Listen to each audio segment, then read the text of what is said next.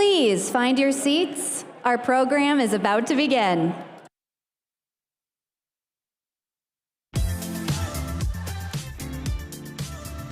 Hello, and welcome to Day 2 of the 2025 Forbes Creator Upfronts in partnership with Walmart Creator.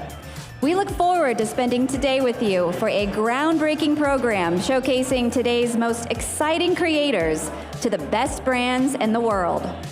Be sure to follow along on social media by using the official hashtags #Forbes Creator Upfronts and #Walmart Creator.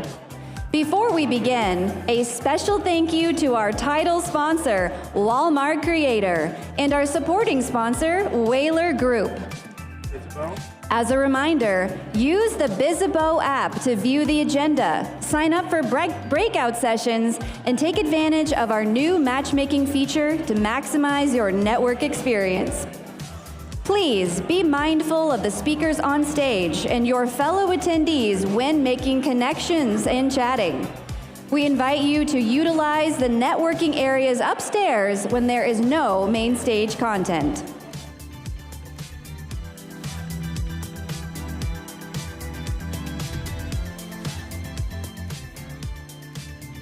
Now, to kick off today's program, please welcome Stephen Bertoni, Associate Managing Editor, Founders, Forbes.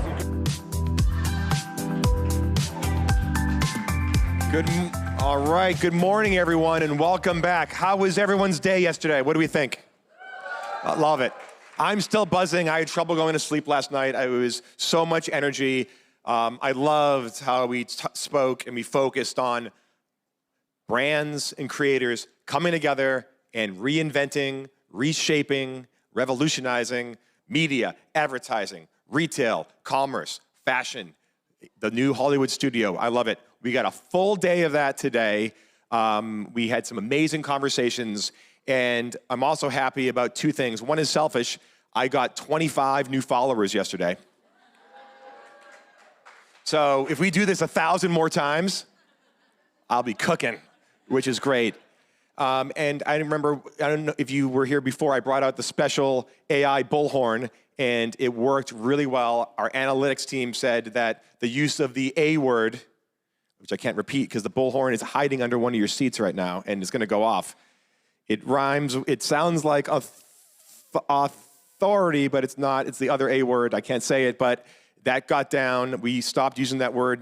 It went down to 98% from last year. So we're really excited that we're having real, raw conversations, tactical and practical. It's such an amazing opportunity out there in the creator economy, but it's also fast moving with AI. It's challenging, and it's so important that we have real conversations, no jargon, talk about what's working, talking about what's not working. But this summit is definitely working, so we're really excited. We have a full day, and I want to just kick off the show. Thank you all so much. Take care.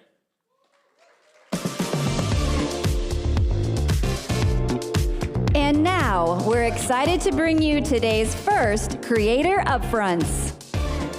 Since I was 4, tech has always felt like magic to me. Today, holding a thin piece of glass and seeing my mom's face pop up from 3,000 miles away, that's still magic, and it's been the privilege of a lifetime to share it with a community of nearly 1 million people. I'm Andru Edwards, and you'll find me teaching you about the latest tech, gaming, and AI from an approachable perspective, showing you how it fits into your life. When I make videos, I want to feel like I'm your best friend sitting in your living room. I was the 14th creator invited into the YouTube Partner Program. This guy was number 14 in the YouTube Partner Program. There's 3 million people now. And YouTube chose me for their Next Up program, where they selected 10 channels with breakout potential. I gained international attention for starting the unboxing trend way back in 2005 when I launched unboxing.com. When I uploaded those first unboxing videos, there was no playbook, and it wasn't about a trend. It was about making sure people knew exactly what they'd get when they opened that box at home. My videos reached over 500,000 subscribers on YouTube with over 180 million views. I've got 229,000 followers on Instagram with 10.9 million views in the past year, and over 202,000 followers on TikTok with 25 million views over the past year. My community trusts me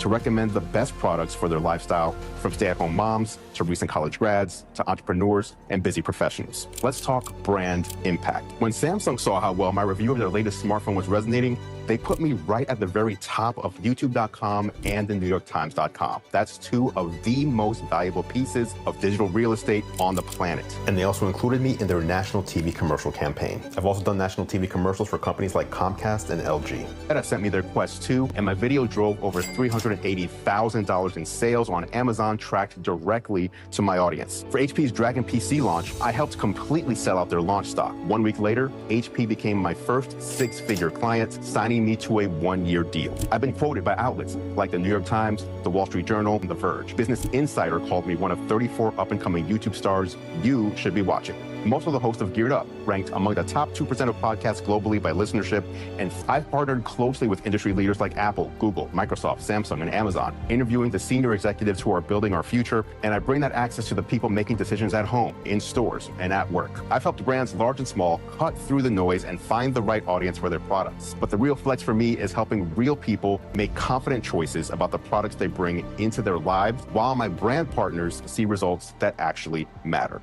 This is my life's work. Please welcome to the stage, interviewer Randall Lane, Chief Content Officer Forbes, and Andru Edwards, CEO, Gear Live Media.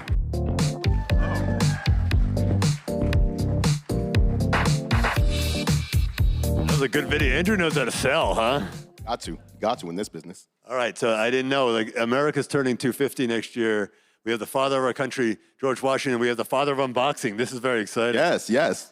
All right, so we had a lot of Creator Upfronts yesterday, and I figured, let's shake things up a little. All right, let's do this. For the next couple Upfronts that I'm hosting, we're going to play a version of the game of 20 questions.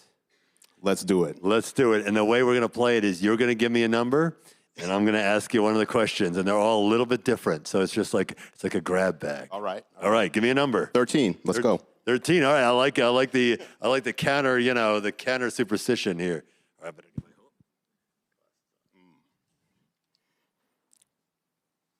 I got these glasses at Walmart. They're very nice. All right. What's something you pretend to enjoy about being a creator, but secretly hate? I think a lot of creators can relate to this. Going to big events. I pretend I really enjoy it, but I think a lot of us, we're used to having a camera in front of us in a room where there's no one around. So although we're talking to, hundreds, thousands, hundreds of thousands of people on the other side of that camera, usually we're just by ourselves. So I think a lot of us are introverts at heart, and we got to pretend to be extroverts. It's true. It's always shocking to me. It's true of actors, too. Sometimes you have the most famous actors in the world, and they get here in front of this crowd, and they're like, I don't know what to do. Yeah, exactly. And then where's my script? All right, speaking of the script, give me another number. 1. Number 1, all right. Number 1 is, if your current career were a movie trailer, what would the opening line be, and who would play Andrew? That's crazy.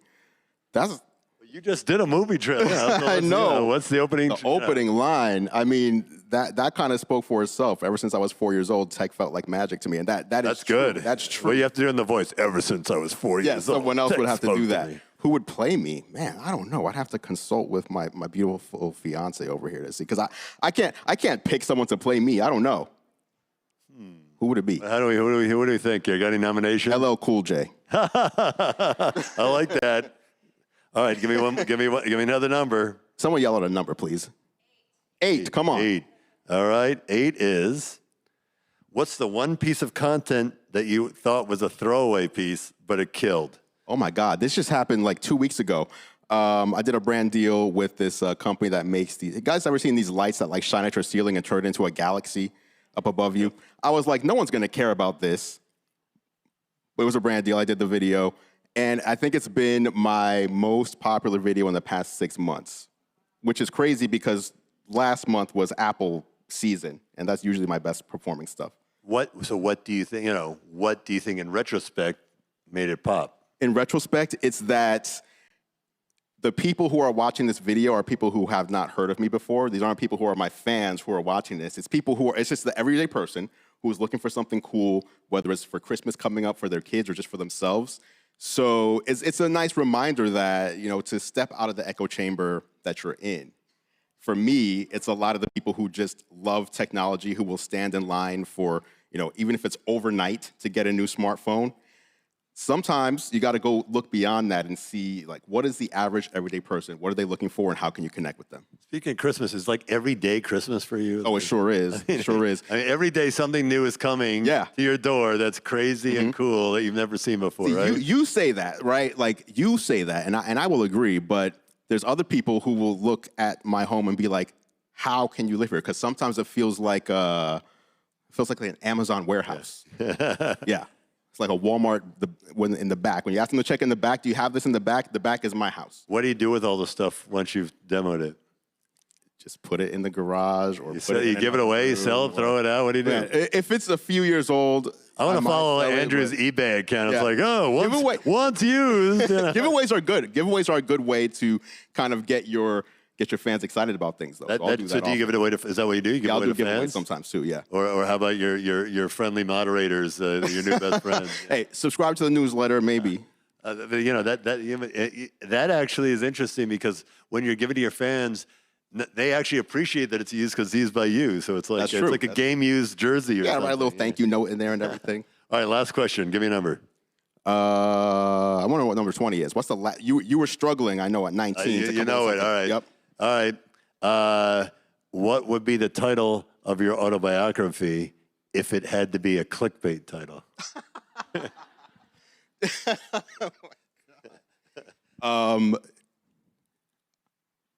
I opened this box and you won't believe what happened next. Parentheses, not clickbait. Close parentheses. That's why you're good at what you do. The father of unboxing, Andrew. Thank you. Thank you. Thank you. So I'm a runner, but let me tell you why. Hi, my name's Kate Mackz. I'm a freshman in Akquila Gold Academy. I'm 14 years old, and I play on the varsity lacrosse team there. And this past Monday, during our game, I tore my ACL. That was after the first ACL tear, the first heartbreak. I had surgery, and for 10 months, I did the rehab. I followed every rule because I was convinced that I would come back stronger.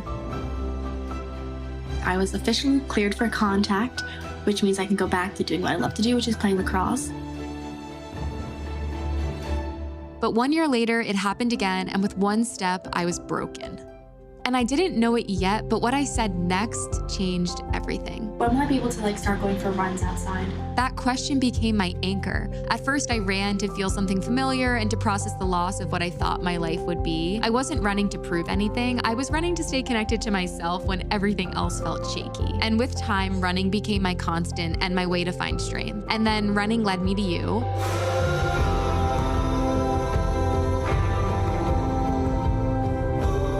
To this show where I run with people from all walks of life, and we talk, we laugh, we open up, we learn from each other, and I get to share their stories and their humanity. But it's not always a run. Some days we walk, because it's never been about speed. It's been about showing up and connecting however we can. And through these conversations, I found a deeper love for storytelling. Running helped me find my voice, and it actually gave me the courage to keep the conversation going even after the run. And that's how our podcast, Post Run High, came to life. So what felt like the end of the world at 14 and 15 ended up leading me exactly where I was meant to be, which is right here, right now with you. I believe running has the power to bring us together, no matter our differences. So I'm telling my story, our story, to keep that connection alive.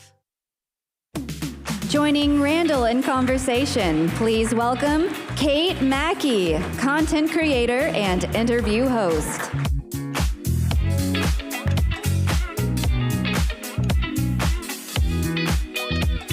I would expect you to run out.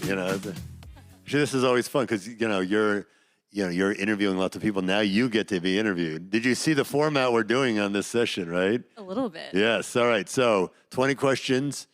You give me a number, and I'm going to ask you a previously written question. Okay. Should I start by introducing myself? I think the video did a good job, but why don't you, what did we miss in the video that Let me just start by introducing myself and saying thank you so much for having me today. I'm seriously so grateful to be here. And I just want to give a huge shout out to Forbes and Walmart because this event has been incredible. Have you guys had a good time these last couple of days?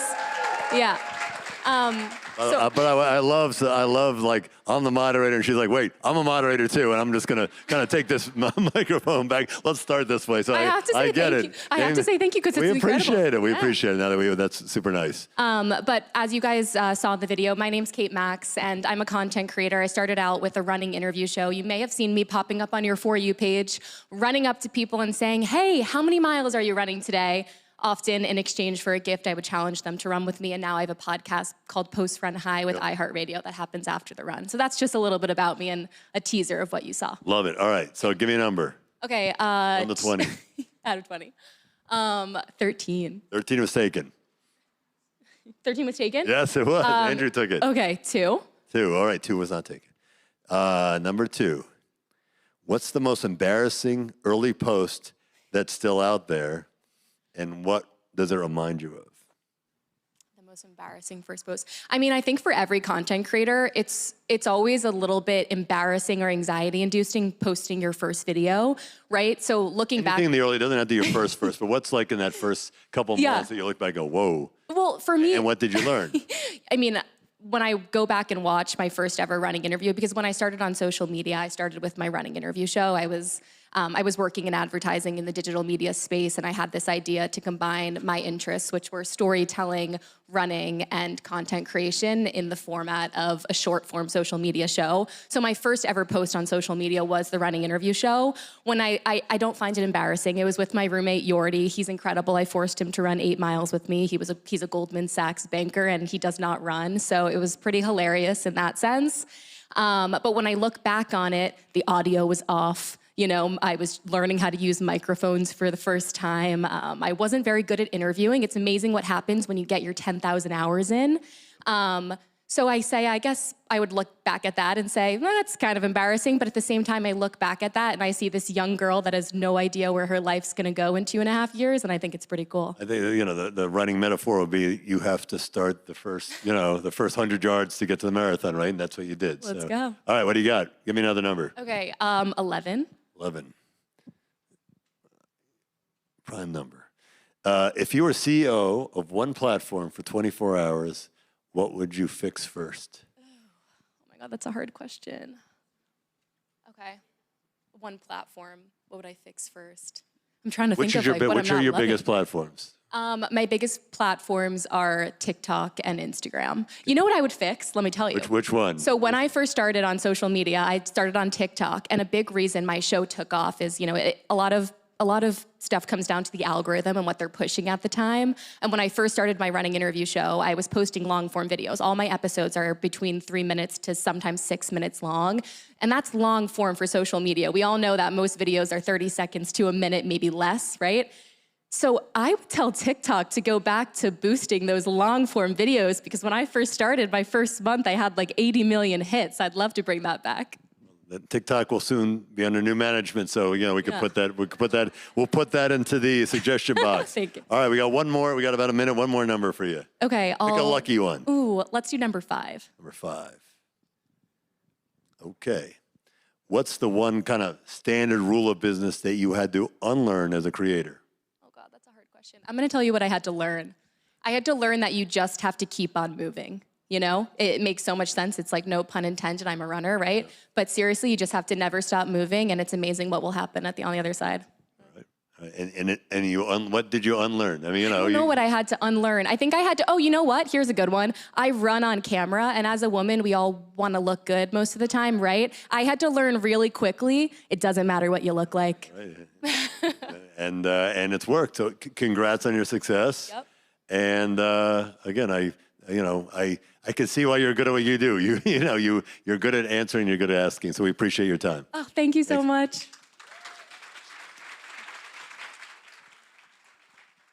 tell so many people this, just do it. Post, go for it. No matter what it is that you want to be successful at, start today, start now. Don't wait for the perfect time or for the right time. Start now and make it perfect as you go. Where do I see myself in 10 years? Out of college. You decided not to go to college, Not to go right? to college, right. Yeah. As long as it was something that I was passionate about, you know, a dream of mine. Do I need to go to school? What I'm wanting to commit to and continue pursuing, i.e. social media and my career, do I need this diploma to be successful at that? And that's when I realized, no, I don't. I don't really know what I want to do. She's a self-made teen millionaire and social media star. Her Get Ready With Me videos on YouTube have hundreds of thousands of views. And our next guest started out with a side hustle. Coming out of her garage at the age of 16, it happened back during the COVID quarantine. In today's video, I'm going to be talking about my jewelry collection. She has over 2 million followers on social media. Her company, EP Jewels, is sold worldwide with sales exceeding $3 million. She has a social media empire of more than 2 million followers and her own jewelry line. Hey you guys, my name is Evangelina Petrakis. I am 22 years old from New York. I am the CEO, founder, and creative designer of EP Jewels, a brand that I launched at just 17 after going viral for my fashion and beauty content on social media. What began as a small passion project out of my bedroom has now grown into a global e-commerce brand, shipping over 60,000 orders to 92 countries worldwide and nearly $10 million in sales. Since the beginning, my journey has been fueled by community with focus on inspiring my 2.4 million followers across Instagram, TikTok, and YouTube. I share all things lifestyle, travel, beauty, and of course, fashion and my jewelry. Through it all, my main message is to be an authentic inspiration to my community and to show that if I can do it, so can you. Everything about you is just so inspiring and like, it's so refreshing to like see someone who like achieves their dreams. As a trusted influence, many beauty brands have partnered with me, such as L'Oreal, Lancome, House Labs, Neutrogena, and so many more to boost sales for products that we all know and love. I definitely didn't go viral overnight, but after many Get Ready With Me's, jewelry collection tours, and tons of consistency, here we are 6 years later, and this is only just the beginning. And now, please welcome Evangelina Petrakis, creator and founder, EP Jewels.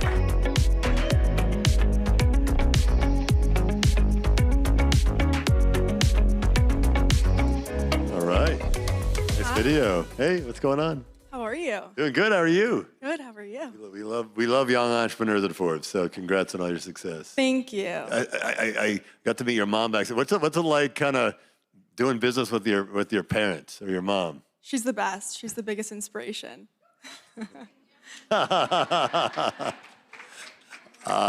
All right, so did you catch what we're doing here with the 20 questions? You know, if you don't like the question, it's your own fault. So, no, I love this. This is really fun. All right, so go. Give me a number. What's your lucky number? 1 to 20. 24. 24. It's only 1 to 20. It's 20 questions. Oh, sorry. I only had so much time last night to write questions. 4. 4. All right.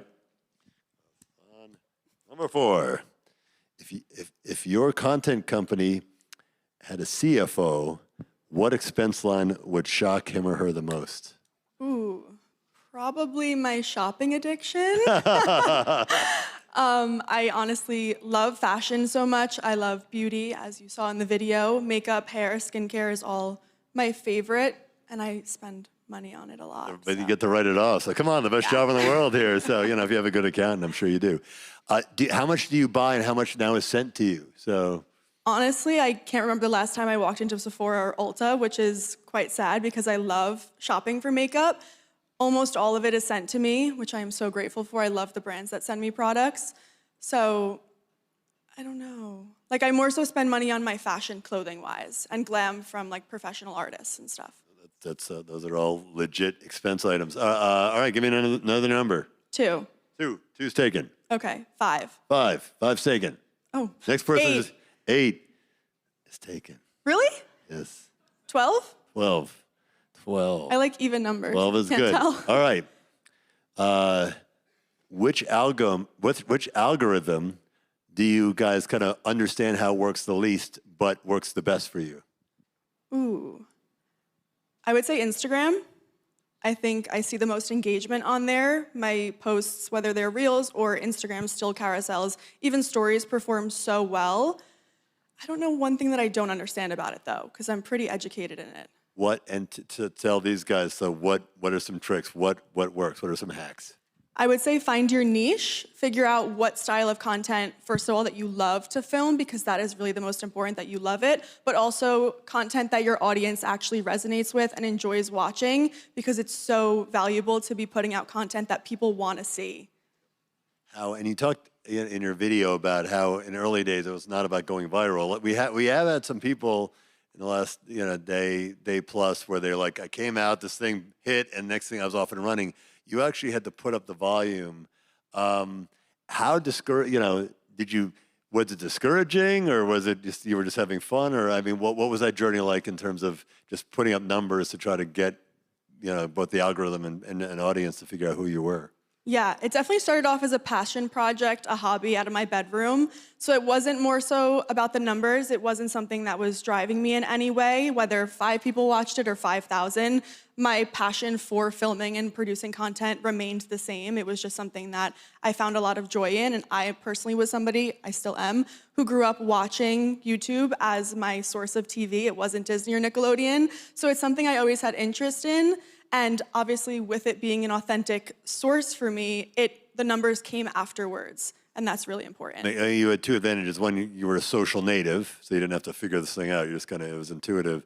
And 2, it's like they teach you when you learn how to ski. Like if you learn how to ski when you're 3 and you fall, does it hurt? And those are the people who go to the Olympics. You were 16. You didn't need to make money. You were just doing it because you were having fun, right? Yeah, so. I was a junior in high school, Right. so it really wasn't something that I needed to pay any bills for. It was just something fun. All right, makes sense. All right, give me another number. 14? 14. Okay, yeah, we have that. When you post something that's a little personal, what gives you kind of the courage to publish it anyway? Yeah, I think being vulnerable is super important when building community, because people don't want to see you be like a robot. So in a sense, it's something that I know I would want to consume from a creator that I love, similar going back to me as that young, person who consumed YouTube. If somebody was sharing a vulnerable side, I really resonated with that. And I think that's what's most important, is being authentic and being yourself. So it might be hard at times, but it's crucial to being successful on socials. You answered that without the A word, so everything is good. Congrats on all your success. And again, Forbes, we love entrepreneurship, but we love young entrepreneurship. We think that these are the folks that are going to lead the country and the world. We appreciate what you're doing. Thank you, Evangelina. Thank you so much. Thank you. I did not go to school for interior design. I'm actually an immigrant. I migrated here from Brazil when I was 5 years old, and it took me a lot longer to get my green card than I wanted it to. In fact, 3 years between high school and college, and by the time I made it back to school, I thought I didn't have time to pursue architecture or interior design. So I went to school for what I thought was gonna make me money the quickest, right? Business. I majored in marketing and worked in corporate for 3 years. But at some point or another, I realized that I wasn't doing what I actually loved. So I started to pursue my hobbies and share what I love to do on social media. And now, thanks to you, I get to do what I love. Designing and transforming spaces, letting my creativity unravel while setting up for parties, and doing it all while creating content for 5.4 million of you. And now, please welcome Julie Sousa, founder of Avant-Garde Home.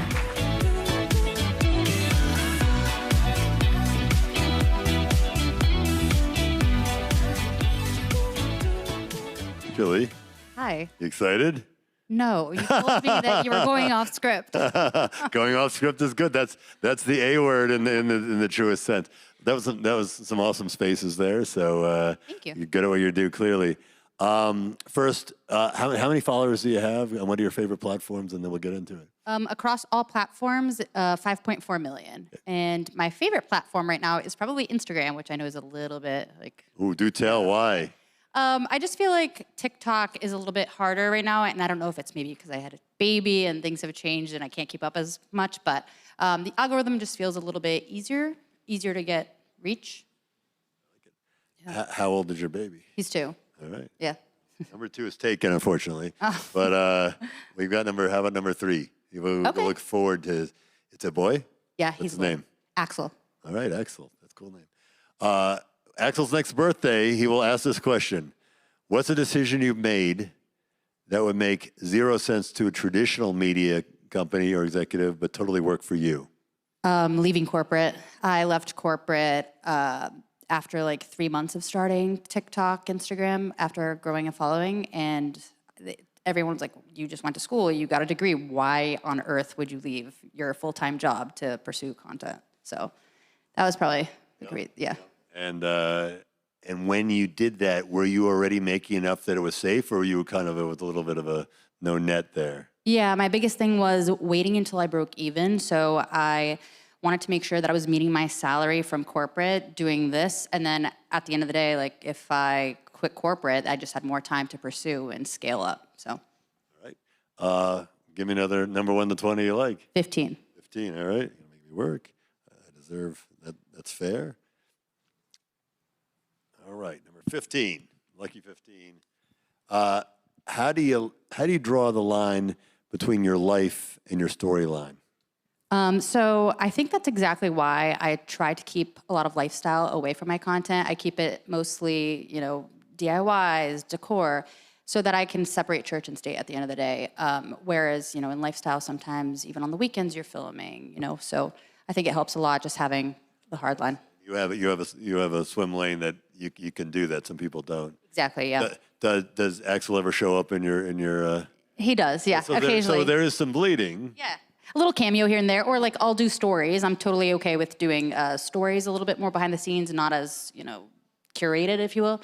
Whereas my reels and my videos, I try to keep those a little bit more. Presumably, even though you're in an area that you don't have to do that, I'm sure you see the efficacy of people getting to know who you are, right? Yeah, exactly, too. So it's a way for me to build community and kind of be a little bit more vulnerable. All right, another number? 18, I heard a lot. 18. What's the one moment you thought about maybe quitting this, and what pulled you back? Oh my God, Q4, always Q4. Q4 drives me insane. But at the end of the day, I have a great management team, and they're always pushing me to, keep moving forward. How big's your team? I have total. Ooh, that's tough. I have a management team, a legal team, an accounting team, and then 2 that work with me at home.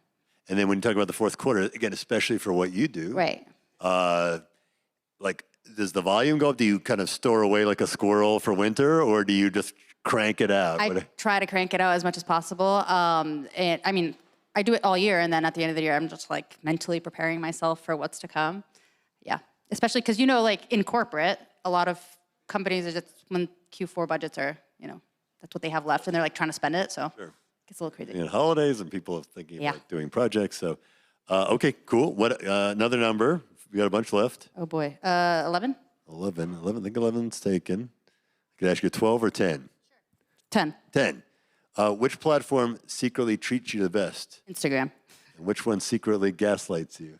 TikTok right now. It's funny because it used to be the opposite. When I first started, it was all TikTok, but I don't know. And I'm very much a numbers person, yes, so I have a spreadsheet that is just data after data. And so I know it's exactly what I need to do, but for some reason I just can't hit it. So if it was that easy, we'd all do it, right? Right, so, exactly. All right, you got one last one. Which one? 20. 20. I think 20 was taken by, how about 19 or 18? Yeah, or 18. Take 18. What's one more? You asked you that already. All right. What is the first thing? Let's say you crack the algorithmic code and the money flies in. What's the first thing you would buy yourself? That I would buy for myself? Yeah. A house? Another house? Do you have a house? I do. I'm buying another property right now in the middle of it. Because how many properties do you? I would think this in is your my third. Yes, exactly. I would think in your field, that's not that's not an indulgence. That's actually a business line. But in my defense, this is my first one after becoming a content creator. Okay, fair enough. Yeah. So and we're a little over time, but I'm curious. Could that be? Are you thinking about that as where you could actually remodel homes and actually make money, not only create content, but then flip the house? Absolutely. And also, again, separating church and state. So now I have an area to do the content, and I don't have to live, eat, breathe in it at the end of the day. So makes a lot of sense. And when you don't need it, I'd love to move in because those are some good looking rooms you have. Appreciate your time. Thanks for being game on the randomizer here. But you did a great job. Off script is good, folks. Off script is good. It was fun. Thank you.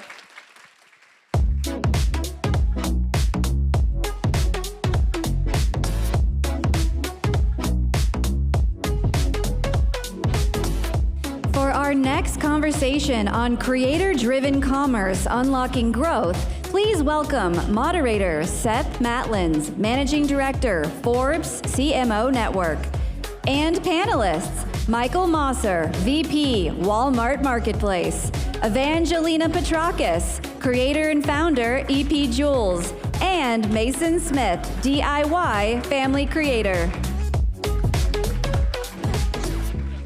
Keep it going. That was a good round of applause. I mean, I think, people need that on the stage. Maybe it's just about me who needs it on the stage.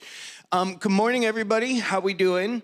Is it weird that I say good morning and there's already been like 6 hours of programming and you guys are like, just get on with it, dude? Okay.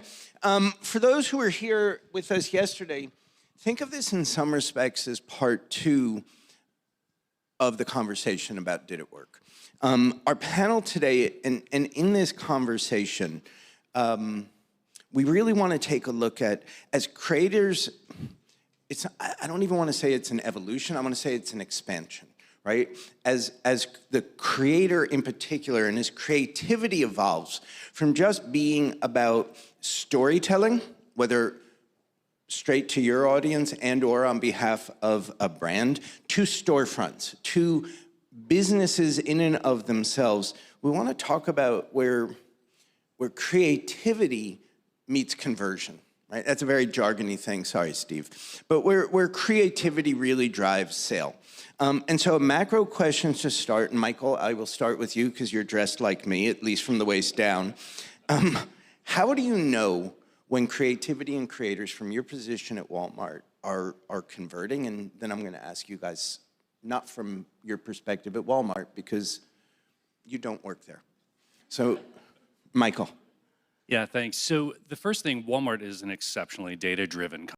So we're looking at all sorts of factors in terms of whether or not the content that our creators are providing is converting. So first, there's obviously top-line GMV. We look at that, which is— Will you explain GMV for the audience? Sales. Yeah. Top-line sales. Okay. We also look at traffic, conversion rate, is the content relating in a way that is driving conversion for those items? So our customers actually purchasing? Things also like AOV, or average order value, as well as repeat purchasing. So we look at that. We look at the hard factors there, and then we also look at soft factors, like we talked yesterday about the social engagement. Are customers leaving comments? Are they responding? Are they liking the content that's being created? So very data-driven. Okay, and Evangeline, from your perspective, as the owner of EP Jewels, how do you know when it converts? When it goes from a great piece of content that gets a lot of engagement to a great piece of content that drives transaction volume? Yeah, I would say being both a creator and a founder, it's kind of twofold, but they obviously coincide. They go hand in hand with each other. Since I started my jewelry brand in 2021 and my social media journey in 2020, they've kind of been growing and scaling in parallel with each other. When a video performs well, I see sales boost on my Shopify store. So it kind of is— And is it one-to-one, which is to say, are there videos that perform well from a likes, comments perspective, but don't actually convert? Sometimes, but I think because within my content, I'm not speaking directly to the product. I'm not talking about my jewelry I'm wearing. I'm more so doing a get ready with me, doing my makeup, doing my hair, and just naturally wearing my products because it's part of my everyday. And that typically will translate to a sale and to a conversion. So I think it's more so important to let the vision of your content speak for itself. And typically your audience and your community will understand and believe that it's something you truly love. So that's really interesting. So it's the soft sell and you let the product speak for itself. Yes. Really interesting. Mason, what's your take on all this? So I'm totally different than both of you guys. I'm just like creator in nature. So I aim to just entertain essentially. And I think a lot of you guys out here do the same. So when I make a video, I'm like, how can I entertain my audience in a positive way? And I want to be a light on the internet. And I think brands see that and they think, how can they fit a product into that picture? And I think creators all a lot of time are like, I gotta have space for organic content and I gotta have space for branded content. But in organic content, you're featuring brands without even knowing it, without even showing it. And I do a lot of brand deals, probably over half my posts are brand deals, but I try my best to make them feel as authentic as I can. And I already am gonna use those products. So like, why not show my audience where they can buy it and where they can. A lot of my thing is it's experience-based, or like I do like a fun DIY project for my family, or I do like a movie night for my family, and I just link the products that I use. So like you too, my audience, you too can have this experience with your family, and if you want to, like here's all the things. Like I don't need to tell you why you need them, but like the feeling you get after watching the video is the feeling you're hoping for by buying these products. So I think it plays differently than a founder and an employee of Walmart, more of a creator trying to entertain, but also converting, by connection. Like my audience is connected, and then they want to have that feeling, Well, we've actually got a panel this afternoon about the relationship between entertaining and engaging. But quick question, Mason, before I go back to you, Michael, which is, given that so much of the content that you do are in fact brand deals, how often, just as a top of mind percentage, do the brands let you know how things actually performed? Did it convert? Did it work? Yeah, most times they're linked to my actual storefront, so I can see the conversions. Okay. Yeah, and they perform and they convert very well. So often, most of my brand deals are not one-off. They're repeat brand deals based on the performance of the first one. So I think obviously, the more views you get, the more you're going to convert. I think that's like what you were saying, basically. Definitely. Like the bigger the video, the more you're going to sell, regardless of what you said in the video. You get 100 million views on a video, you're going to sell a lot of products. So how can you make the video as viral as you can, as entertaining, because that will push those sales regardless of what you're saying. I feel like that's an interesting distinction, and I'm going off topic, and I'll get back on in 2 seconds, with traditional brand-driven media, which is you can get a shit ton of virality and sell bupkis. That's a Yiddish word my grandmother would have used. Not sure why it came out here, but so you have it. All right. Michael, William and I talked yesterday about the evolution of the creator economy from Walmart's perspective. I'm wondering what you can share with us about how you've evolved, how the company's evolved, Walmart Marketplace and creator collabs to meet the evolution of the broader economy and the needs of creators. Yeah, it's a great question. To start, I'll start with the evolution of the marketplace, and first the importance for the creator community and that relationship that they have with Walmart is more important than ever for us, because we see that connection, that bridge it builds with the customer. If we talk about the marketplace for a minute, so over the last several years, we've been adding more and more of the products that customers, we call it sort of need, want, and love, right? The everyday essentials, those real passion enthusiast product categories, and then the love is kind of that surprise and delight. And so we've been adding more categories of products like collectibles and pre-loved luxury fashion. We've been adding more items and brands. So for example, we launched Pretty Garden, which is a really well-known marketplace brand, does fantastically well in marketplaces. Also, we launched Yiddy, which is Lizzo's activewear brand under Fabletics. We've got Dr. Planson for products for your home. So we've been adding more and more assortment, and you heard William mention yesterday, we're up to under half a billion products that we've got on the marketplace. Like, how many more can you add on top of half a billion? Well, it's funny because, the thing that is the beauty of the marketplace, and it's been, one thing that's just really resonated for me over the last, day and listening to folks is, the marketplace, a marketplace platform is a platform that creates economic opportunity. It allows different sellers to come and bring their products, and I'm thinking a lot about that with relation to the creator and the creator community and the importance of the creator platform. But it is an endless aisle, right? It allows us to bring every item, every color, every style, every taste, texture, flavor, everything. And it seems to me, importantly, it also allows Mason to choose a different assortment than someone else, right? Yeah, that's please. You want me to say what Yeah. I'm not affiliated with Walmart. Yeah. So let's preface this is not a brand topic. I grew up, my dad built a lot of Walmarts. When I was a kid, I grew up on the job sites. But I love Walmart for a lot of reasons. I think Walmart offers awesome priced goods to the masses and lets people live a pretty great life and get access to those goods all around. And within an hour, you can get you can order it and you have it at your door in an hour. It's crazy.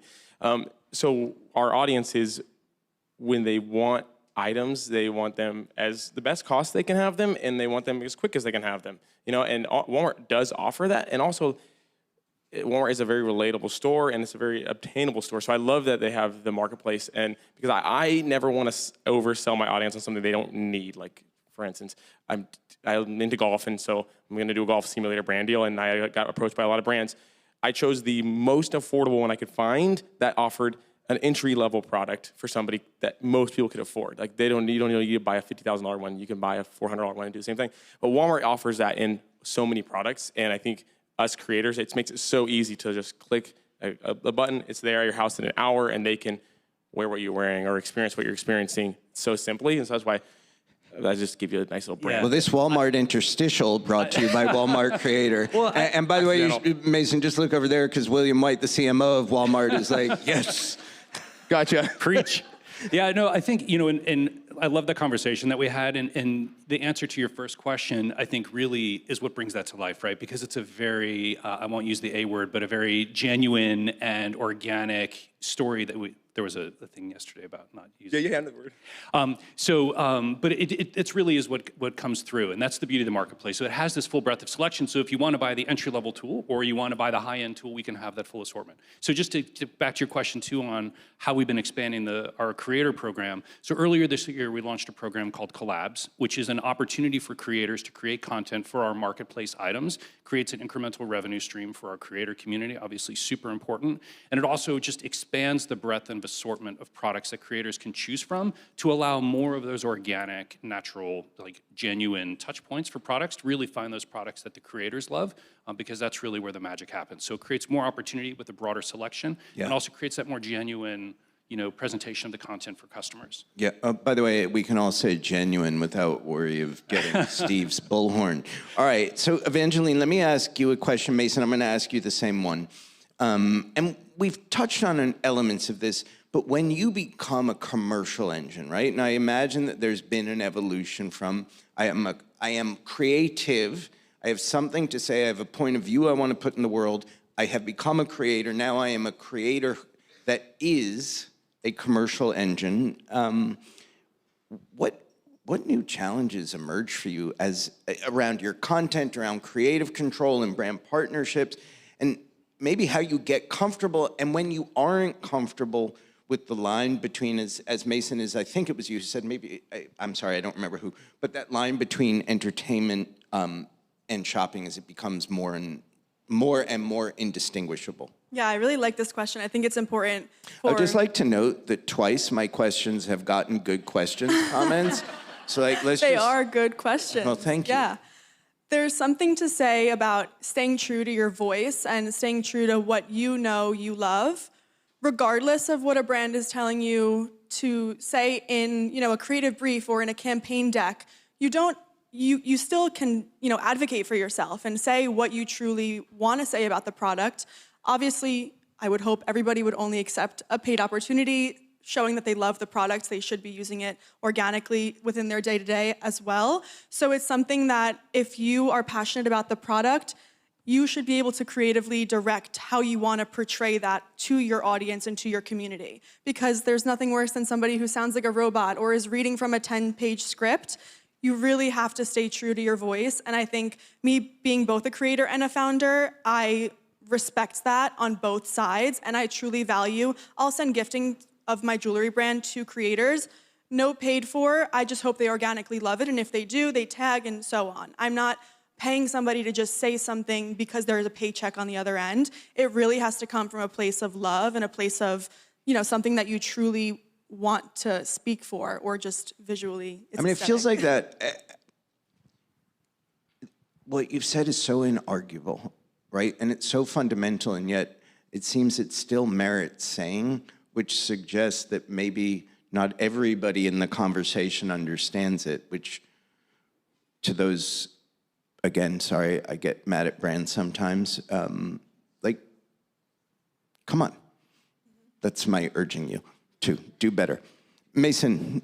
Yeah, I think as you say, as we grow and become commercial engines, I would kind of suggest that we already are. I don't know anybody that creates content without showing stuff. You're already showing the stuff. If you use it and you love it, get those brand deals. And so when you show the stuff, you're also getting paid for it, and you're getting conversions. We're already those commercial, those engines that you talked about. I think we're already there as long as we stay authentic to, dang it. Oh, I knew it. Don't do it, Steve. As long as we stay genuine to what we actually love, to what we were showing before we got monetized on these, I think there's not a problem with it. I mean, if a creator had a platform and every single video was a brand deal, but they were all engaging and entertaining, and they were philanthropic, and they were fun to watch, and you love them, and like for me, and you buy their shirt because you just want to support them, like that's an awesome creator. You're not like, man, they do way too many brand deals. You're like, that guy, that person, that girl rips, you know? Girl sells some jewelry. So I don't know. I don't know if there's a line there. Yeah. Any challenges that are, I mean, you answered the question. Okay. There's challenges, for sure. Yeah, for sure, right? Michael, before we get to the last question, which I'll ask each of you, as you're building out marketplaces, Collabs is getting out into the world, are there systems, like we talked about engines, now let's talk about systems for a moment, that you all are putting in place to ensure that the creator's brand love and the love for the creator also translates to the benefit, not just of product, but to the overarching Walmart brand? Yeah, I think as you've heard in sort of the stories that have been related, we're moving from transactions to relationships, right? And I think about this sort of in two ways. And one is the importance of the relationship between Walmart and the creator community, and building on that, you know, and all the things that come with that. So for example, I mentioned Collabs. Some of the features that we're rolling into Collabs include information on the sellers on the background, and letting our creators know, is the seller a pro seller? So they've met certain criteria on the platform. Or how can we help leverage our Collabs tool to bring items or deals or things like that? We know we're going to be revenue generating opportunities. In prep, I'm sorry to interrupt, but I did look at Collabs and I was looking at the criteria. I was like, I'm out. Yeah, I don't meet any of them. But you know, I think that the important part of that is it builds trust, right? Yeah, we want to build exactly. trust with the content creators. We want to build trust with our customers. Trust is a fundamental part of our marketplace and our marketplace operations. So we look at that relationship and trust between ourselves and the creators, and we know that the creators are the ones who have that unique ability to build that trust and relationship with the customer. And so then we take that as we, you know, provide opportunities for the creators. Then I think there's a responsibility on the brand owner and the retailer. How do we bring that content to life in the experience so that customers can easily engage with that content? We want to make it easy for customers to convert, to create revenue for our creators. And so we've launched, you know, social modules across Walmart.com on the homepage, things like that, to help kind of bring that content to life. So it's really about the relationship between, I think, both the creator and Walmart, and the creator and the customer, and then bringing those things together. What I think is also, what I heard in your answer is also the implicit trust Walmart gives to the creator to do what they do best. Yeah, 100%. And that, as we're hearing, is not often the case. Yeah, that really resonated with me yesterday, and I think it's important, right? What makes this so special is the voice of the creator. I think there is an obligation on the brands to provide guidance in terms of brand guidelines to help the creators create content that, you know, the brand knows is going to resonate with their customer, because ultimately it'll drive better conversion. So if they know the confines, sort of not confines, but the best sort of way to communicate to the customers for Walmart, they can do that and still maintain the creative freedom to create that content that's really going to resonate. Yeah, I love that. Yeah. I'm thinking about becoming a creator so I can get one of these collabs. Okay, a last question. Mason, let me start with you, and then we're going to work our way back. I think I did this twice yesterday. Crystal ball for us, okay? That's what I did twice yesterday. So a year from now, for everyone here, what's your take on a year from now, right? So as things change, macro, micro, what will be the keys to unlocking commercial growth across this economy? Yeah, it's good. 3 times. That's the third. I will speak from not myself.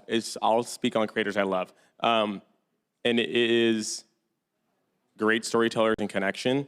I bought a shirt from Sailing with Phoenix. He sailed from Oregon to California, if you know. But I bought a shirt. He sold like 25,000 shirts in a day because people were connected to his story. The shirts were cheap, and they were like, you know, but we were all connected. Like, we believed in him. I think he's an amazing storyteller, and the connection with his audience was so... Why are you answering, it's a real question, why are you answering from somebody else's perspective and not your own? Because I don't think I think I'm learning every day and growing. Like, there's a million better creators than myself, and I'll never, like, I think that's the joy of it. Like, every day. There's a creator I saw yesterday. This month, he went from 0 to 1 million, 1.4 million on Instagram, 8 videos. His name is Bert. He's building a house. But if you know, you know. But I think yeah, it's just a never-ending game, and it's learning. But I just want to emulate those people that attract my attention and that I genuinely buy stuff from. I'm like, how can I be more like them? Humility, you wear it well. Evangeline, what's your take on it? I think to both Michael and Mason's point, community, if I had to sum it up into one word, it truly is the driving factor, the master key to building a successful brand, both a personal brand as a creator, but also as a founder. Because if somebody can't relate to your content or your videos and the posts that you're putting out, they're really not gonna stick around for the long run. So it's something that with every post that you make, there has to be intention and some sort of takeaway for them to realize that there is value in your content, then support your brand deals, then they'll support your brand, whether it's fashion or whatever it is. I don't think that it will be in the algorithms in the future. I really think it's heavily leaning on community because it is so truly valuable and important. What she said, exactly. Thank you. You're going to come up with your own opinion soon. I want to hear it after this. Next question. All right, Michael, you get the last word. Yeah, no, well, it's. I think that was really well said. I think for us, it would be hard to not talk about the future without talking about AI. So we're working on our collabs program right now. Can you explain AI to the audience? Sorry, kidding. Yeah. So there's this internet. When we're looking at leveraging AI right now, how do we help provide creators with product recommendations that we think are going to better resonate with their audiences? So that's like just one way that we're trying to, again, create opportunity, help our creators know which products, great brands, items that we have available to bring in front of customers to create those more genuine connection points. So I think you're going to continue to see that integration of AI, and I think the further distribution of this content out, leading back to more sales opportunities for creators. I feel like you're bringing, Me? you got something you want to say, huh? I was just going to say Walmart has it all. Clearly, they're doing it right. I appreciate that. Thanks. And with that, thank you all so much. This was great, and thank you all so much. Thank you.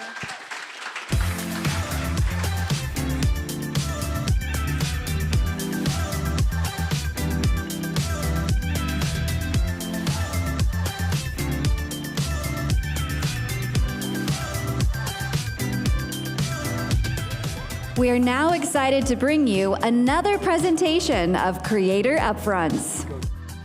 You might know me as the girl who loves to tear down walls, rip spaces apart, and take on projects bigger than myself.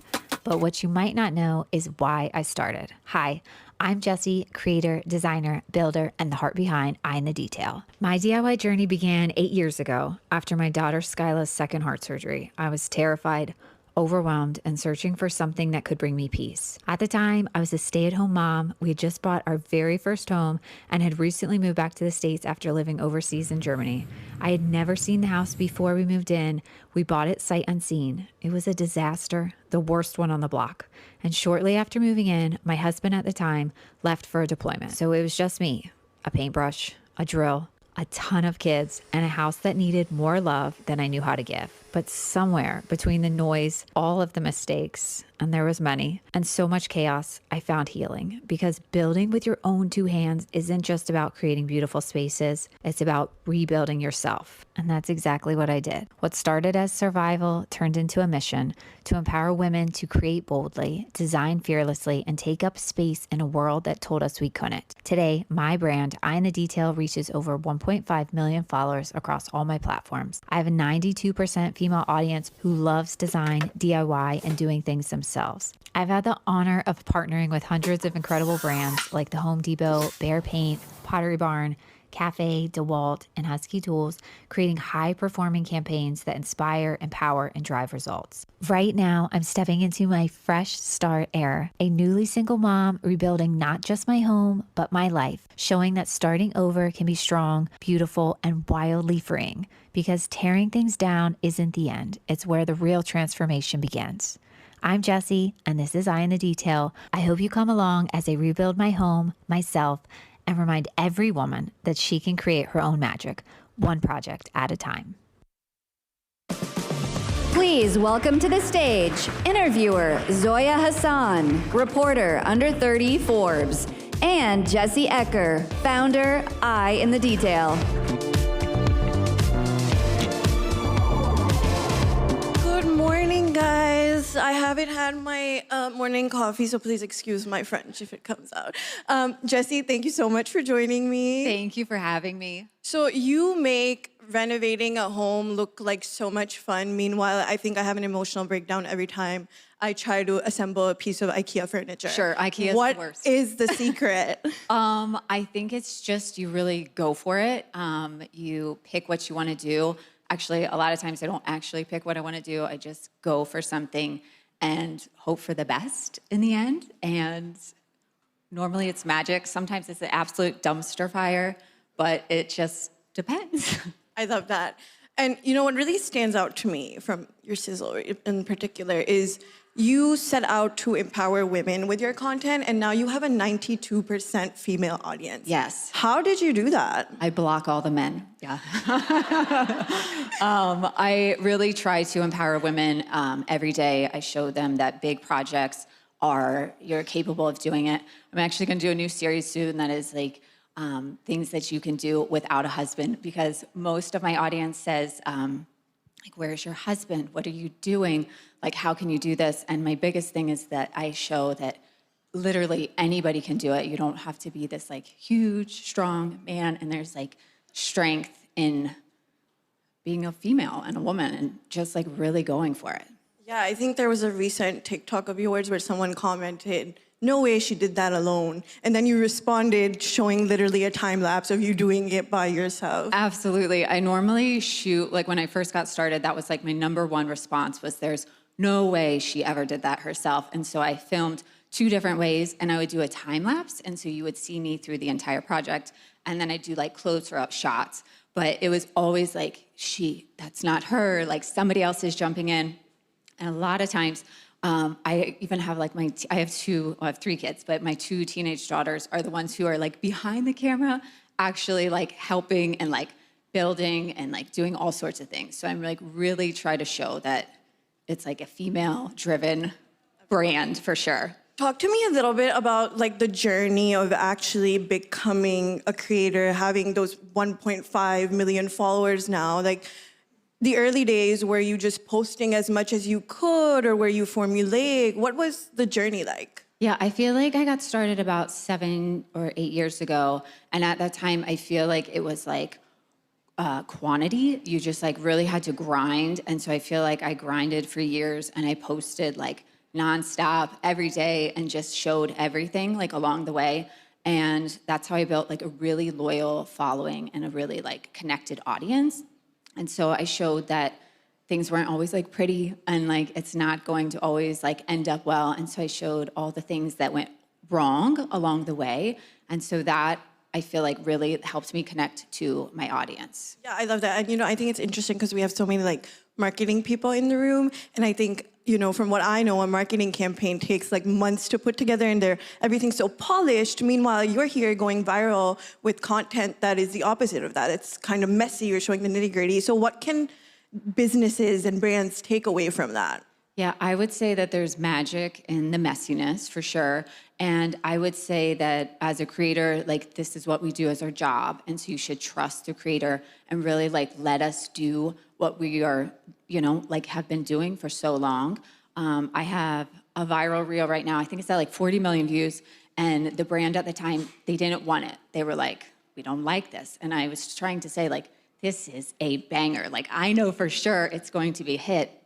They're like, nah, like I don't want it. And so I feel like you really, if you hire somebody to be a creator, you should really like trust them, like look at their content, see what they're doing, see what they're about, and know that they know their audience better than the brand does, and really like trust in that. Absolutely. And, you know, when we were talking earlier, you mentioned that you don't really think about business so much, but it's interesting because now you are your own business, your own brand. So what is the behind the scenes like? Like, are you emailing brands for partnerships? Are they reaching out to you? Do you have a team? Is it your teenage daughters? I often say like that I girl bossed too hard because I like really, this was like a hobby and it was supposed to be like something fun, and it just like led into something so much bigger, which led to me having so much independence and freedom, and it's amazing. So I love it. The business part is I'm more of a creative person, and so I really like to stay in that element. And I would love for somebody else to take over on all the business, but finding that perfect person is also such a huge part of like building an amazing team around you. Absolutely. Last question for you. If you could, renovate anyone's house, any celebrity, any idol, or whoever it is, who would it be? Oh my goodness, what an intense question. I don't know. I normally stay in my own bubble for some reason, and I think of like nobody else around me, but it would obviously be somebody who is a woman, and I don't know. Martha Stewart. My best friend right here. She said, Okay, great. Martha Stewart. Yes, I did meet Martha last week, and she was epic and amazing. So I would love to go to her house. Amazing. Well, thank you so much for joining me. Thank you for having me.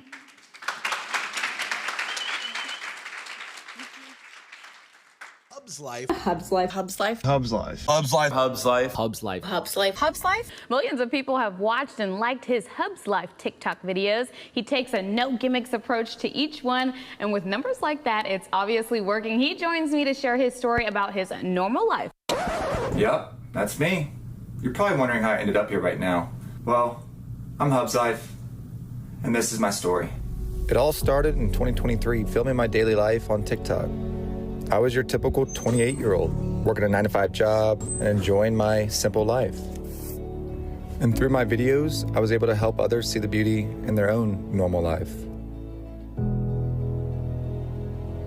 And it started to resonate with a lot of people. My childhood dreams started to come true. I grew to almost 3 million followers across Instagram, TikTok, and YouTube just from filming my normal life. I checked off some bucket list items like being on a commercial. I've worked with some amazing brands and got to do some things I'd never be able to do had I not started creating content. And then life got even better. I became a dad and everything changed. I started to value time a lot differently. So in 2025, I decided to leave my job to focus on what really matters.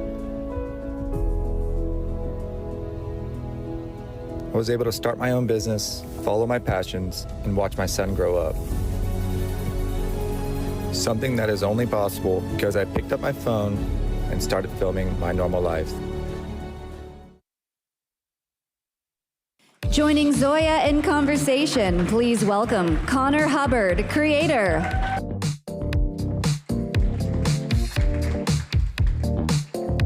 How we doing? How we doing? Good. How are you? Doing great. Thank you for having me. Yes, thank you for joining me, Hub's Life. Is it okay if I call you Hub's Life? Sure. Okay, yes. great. I like to call people by their Instagram usernames. It's like a hobby of mine. But okay, so let's hash this out. You started your content and you built a following because you were posting about your normal life, your 9-to-5. Now life is not so normal. You are literally a creator. You're making money off of social media. What happened? Life changed. I think it's been a crazy journey. So yeah, like she said, started my account just filming my normal everyday life. I didn't have a specific niche when I started out, right? I think a lot of people think they need to have a niche going in.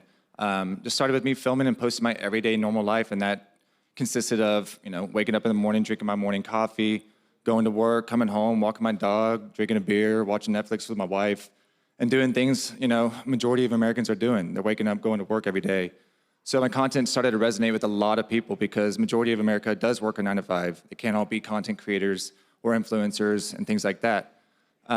So yeah, it's like, I, at one point said I'd never leave my job, but things really changed when I had a kid. I think my priorities shifted a lot, started to value time and stuff a lot more, and this content creating became so lucrative and allowed me to be at home full-time working from my phone and being able to watch my kid grow up every single day where I didn't have the opportunity with my 9-to-5.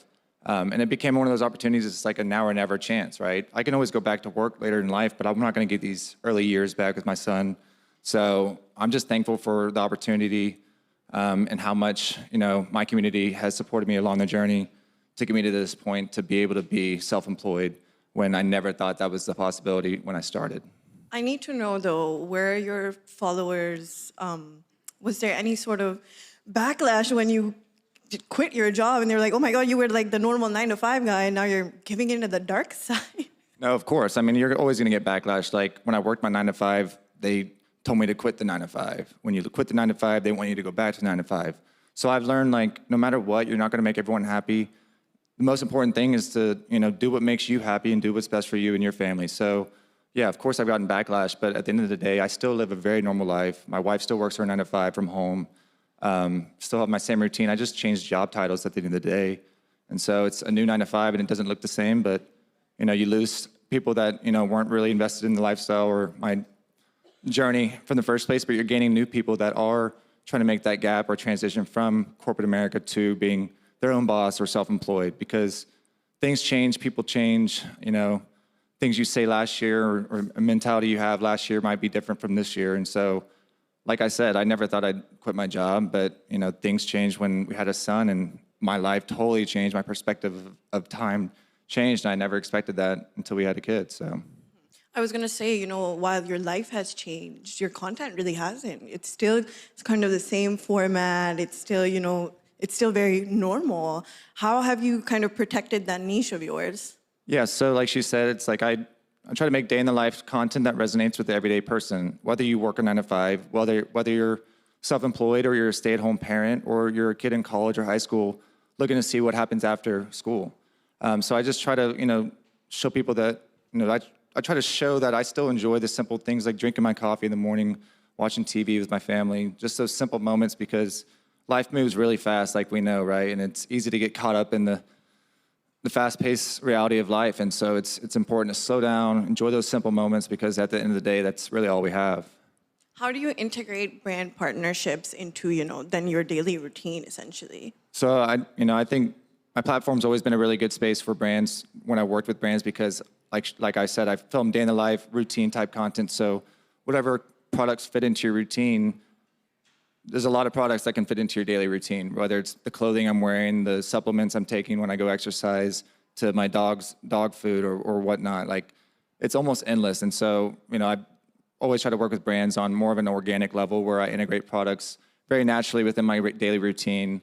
And I've always enjoyed, some of those longer, more organic partnerships versus one-off, one-video partnerships, if you know what I mean. Like, I think it comes across more organic to your audience when you can create a more sustainable long-term relationship with that brand and integrate that product naturally every month, as opposed to just doing one big video that doesn't really align with your personal brand, if you know what I'm saying. Yeah, that makes a lot of sense. So tell me, long-term, what is your goal? Like, what do you see as scaling your own brand? I mean, right now I'm just taking it day by day. I worked a 9 to 5 for almost 10 years before all of this stuff, so I'm still trying to figure out how to structure my days, because forever I had a boss tell me, where to be and when to be there. And so, like, I'm still trying to figure out my new routine, and again, trying to take it day by day and learning from great people like you guys. And so right now I don't have a goal other than just being around, being present for my family and for my followers and supporters. And so that's all I can say is just take it one day at a time and stay consistent, keep showing up. Amazing. Well, thank you so much for joining me, Hubs Life. Thanks for having me.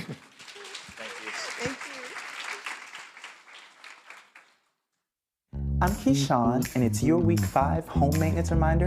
Let's check our smoke and carbon monoxide. I'm Kishan, and it's your week 14 home maintenance reminder. I'm Kishan, and it's your week 37 home maintenance reminder. I'm Kishan, and it's your week 27 home maintenance reminder. I'm Kishan, and it's your week 10 home maintenance reminder. I'm Kishan, I'm Kishan, I'm Kishan. I'm Kishan, and this is a weekly home check.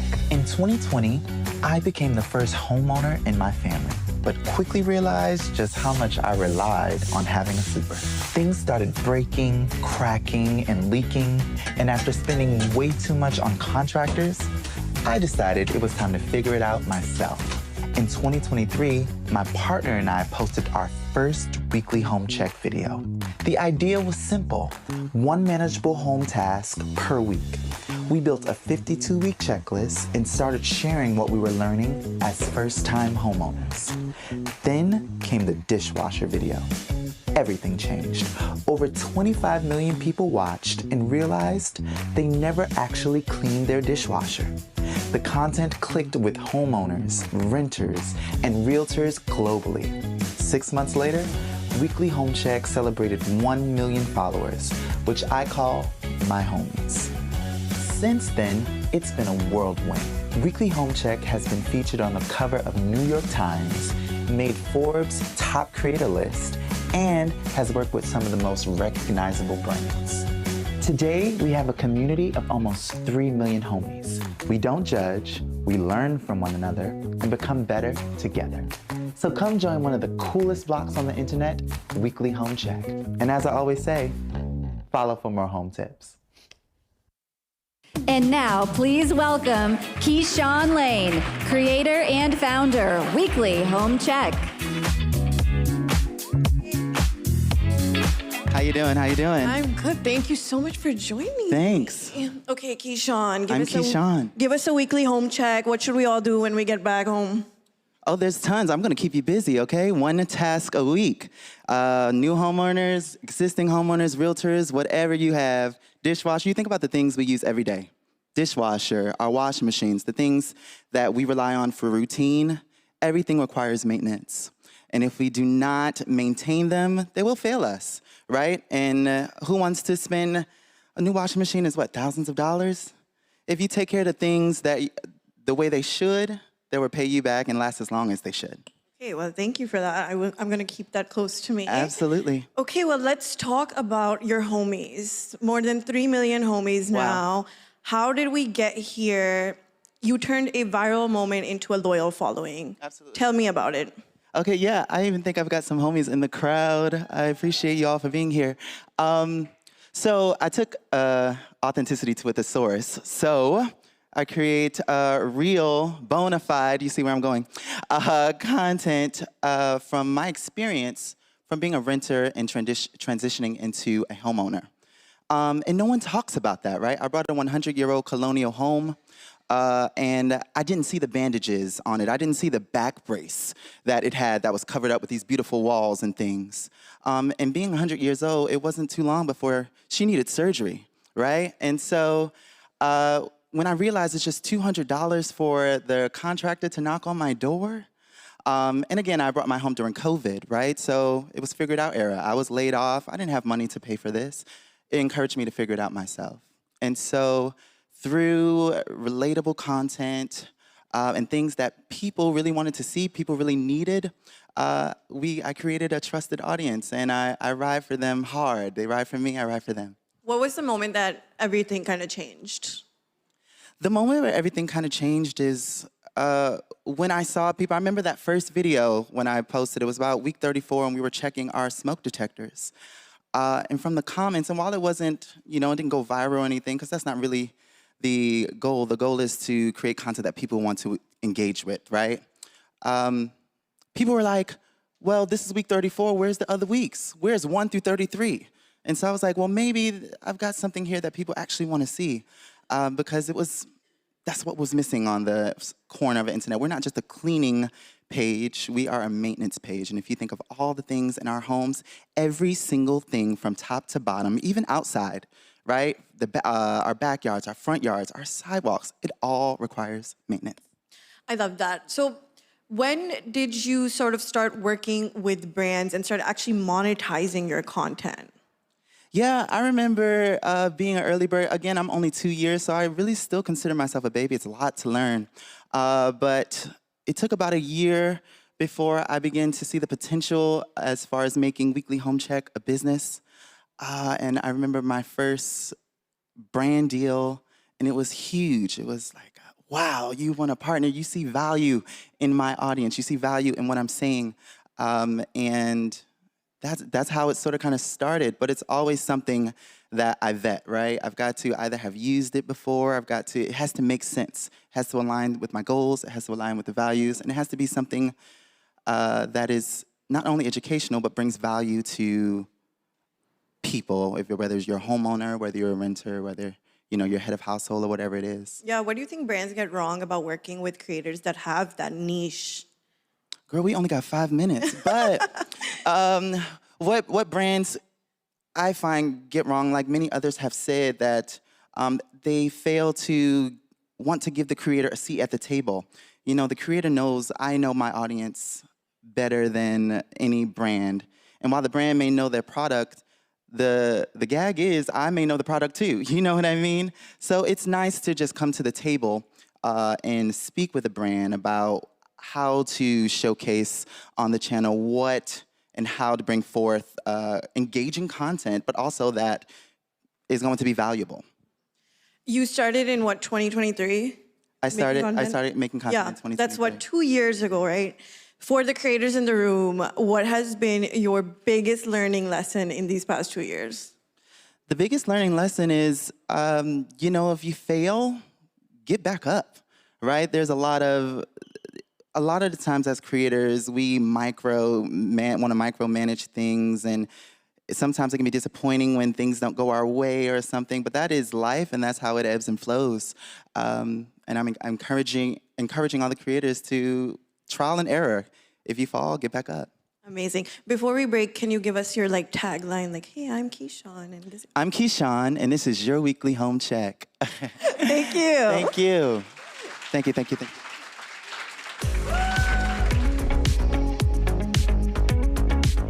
We will now take a brief coffee break. We invite you to grab a cup and stretch your legs. Don't go too far because programming will resume promptly at 12 noon. Remember to use the Visibo app to find and connect with fellow attendees based on your shared interests and passions.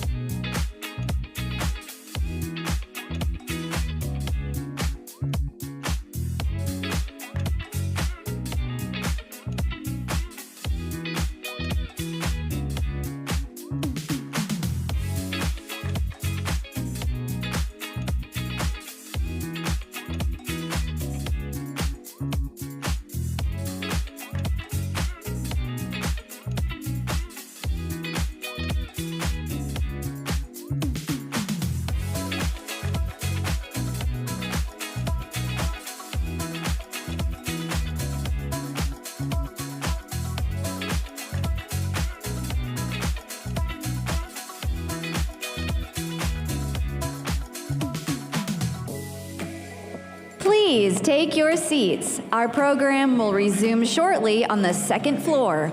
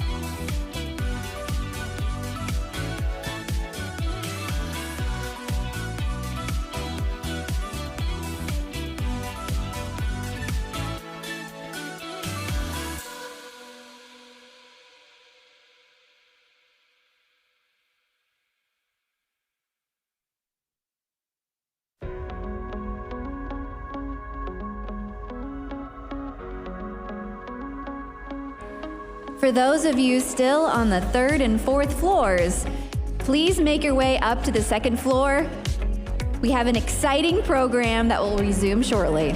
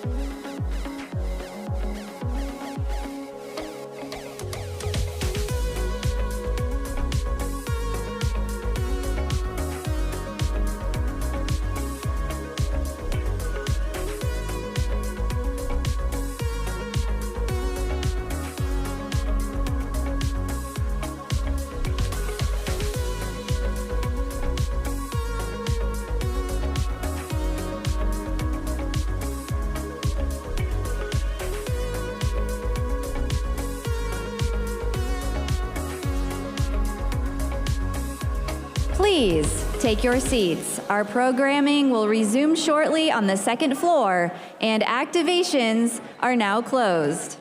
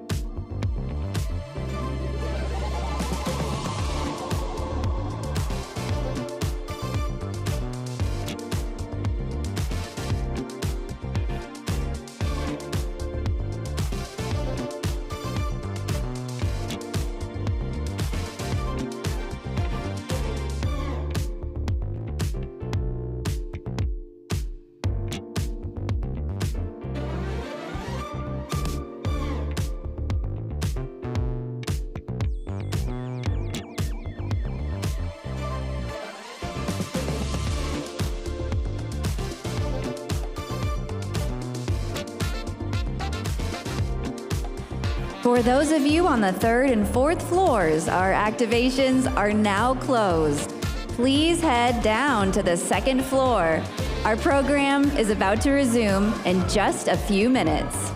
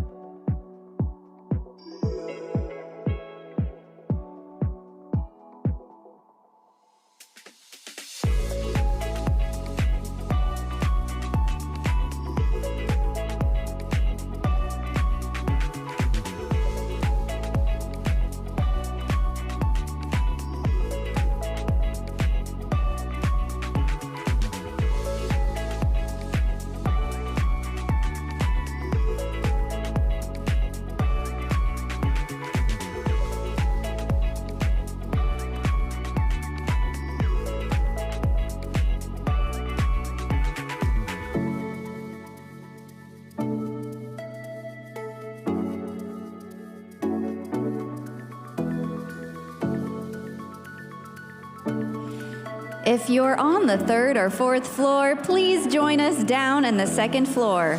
For those of you on the second floor, please feel free to take the seats in the front and center area.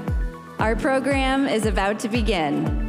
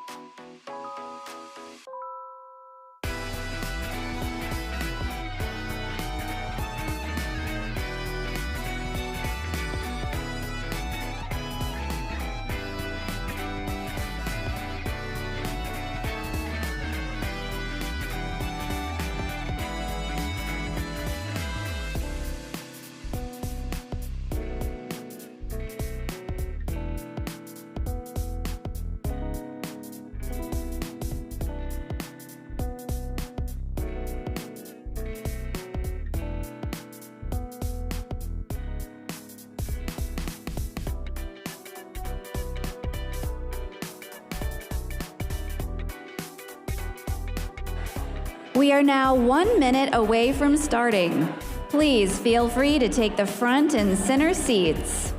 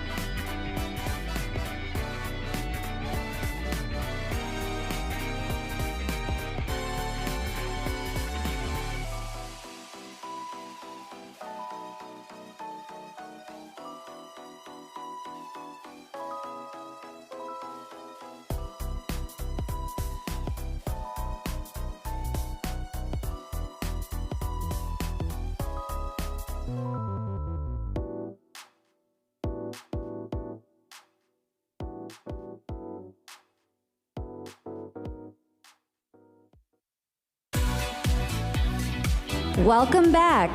We're excited to showcase the next round of Creator Upfronts.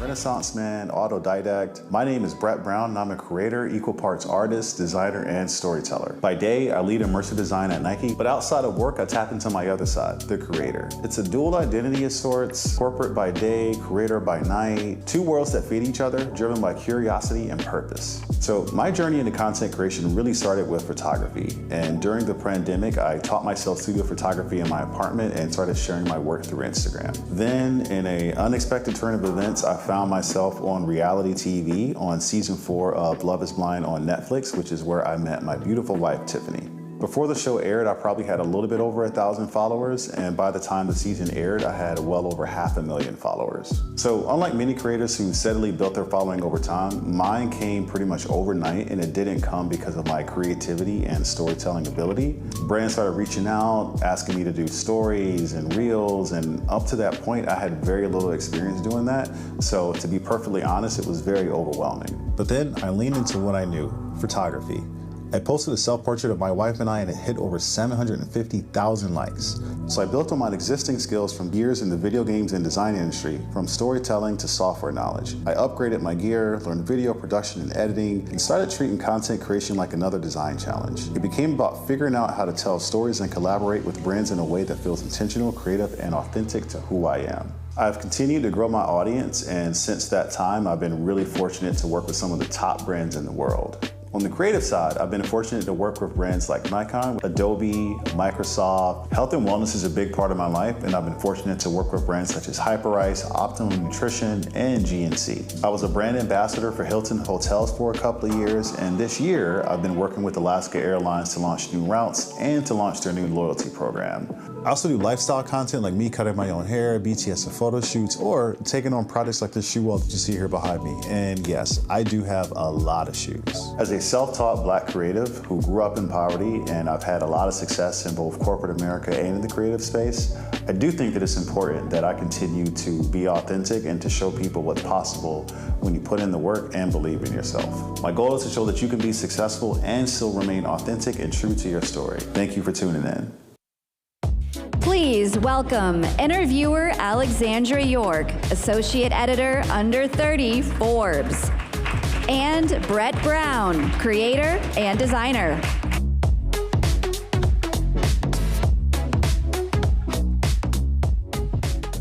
Hello, welcome, Brett.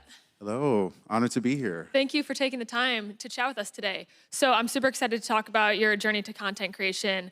We have to talk about how it started on reality TV, in a sense. That is something that a lot of people here cannot relate to. You know, a lot of people are creating content in their day-to-day lives for a long time before they take off. And like you said in your sizzle reel, it kind of happened overnight for you. So first I want to know, why reality TV? Like, why was this a journey that you wanted to go down? Well, I mean, I didn't find reality TV. Reality TV found me. Like, it all started in the DMs. I got a random message from somebody that was doing casting, and I was at a point in my life where I was like, I have nothing to lose by doing this. So I had no expectations going into it, and you know, here I am 3 years later, happily married and on a stage with you guys at Forbes. So pretty wild. So the love on TV is real. It is real. Okay, cool. When you, like you said, that came through a DM, were you already creating content prior to this, or what was like your relationship with social media at that time? At that time, it was really exclusively photography. Like I said, before COVID, I really wasn't that active on social media. And, you know, having those couple of years of just staying at home, I was like, I like to learn, I like to try new things, and just decided to start shooting photography, and just over time, just steadily built out my lighting equipment, light stands, backdrops, and was working with a lot of different people in Portland. And, you know, my Instagram page was pretty much exclusively that. Most of my Instagram page is actually pictures of other people, not even of myself, but yeah. When you mentioned in the sizzle too, that like when you kind of blew up overnight, you didn't do so because of your creativity necessarily, your storytelling capabilities, or the content that you were creating. What did you do in those like first couple of weeks post kind of blowing up online to kind of hone those skills and find your footing online? It was, like I said in the video, it was overwhelming because, like, one, when you get on a show that has like multiple seasons before it, like you obviously do see what other people that came before you like have done when it comes to social media.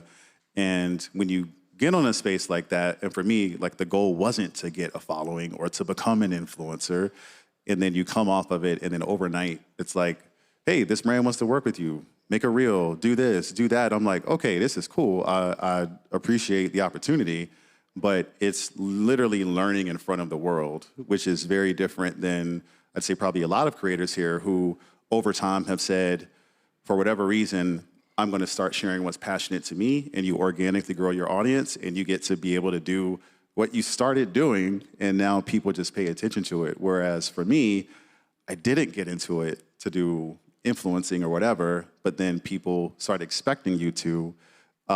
So I just, like I said in my sizzle, just try to stay true to myself. And I'm like, I'm a creative. I've been in creative spaces my entire career, from video games to design at Nike and things like that. So I just lean into what I know and like stay, you know, where's the horn, authentic to myself.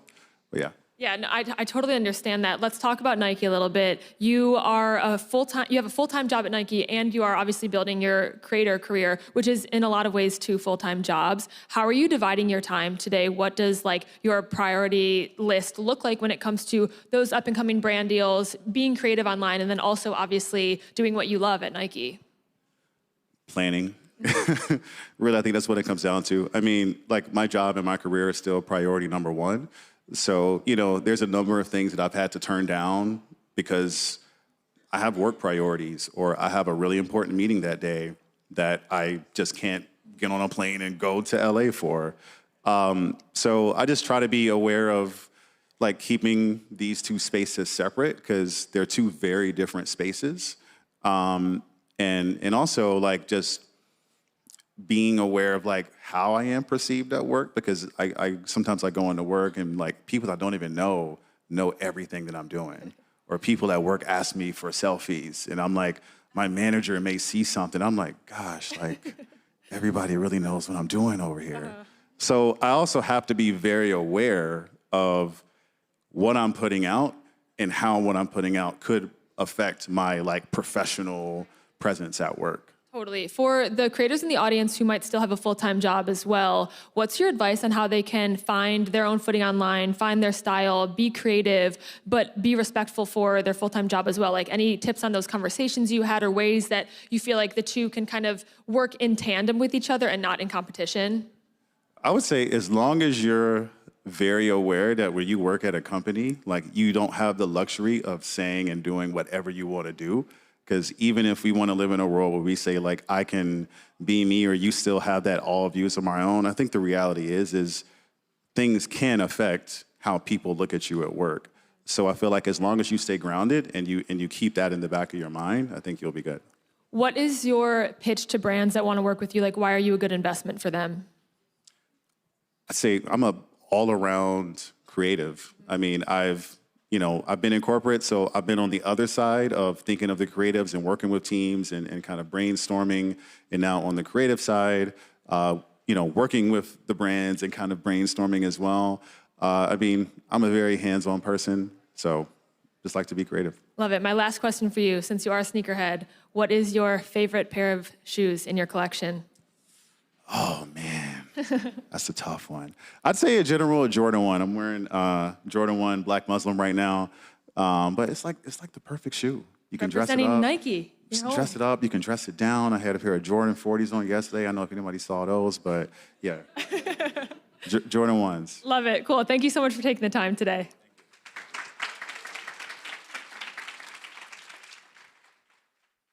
They say life can change in a single moment. Mine did. The night I survived a violent attack that almost ended everything. But rock bottom didn't break me. It built me.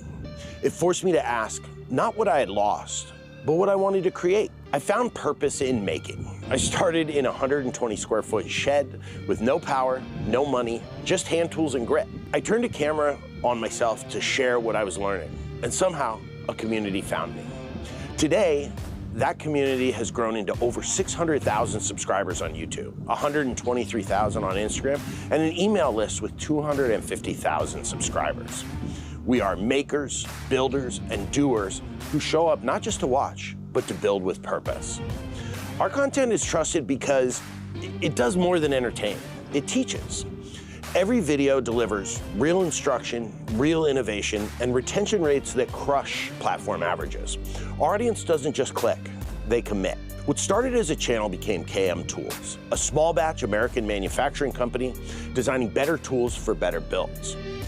In the last 12 months alone, we filed 7 patents for products that solve real problems in the shop. We run a 3D print farm, CNC manufacturing, rapid prototyping, and bring ideas to market fast.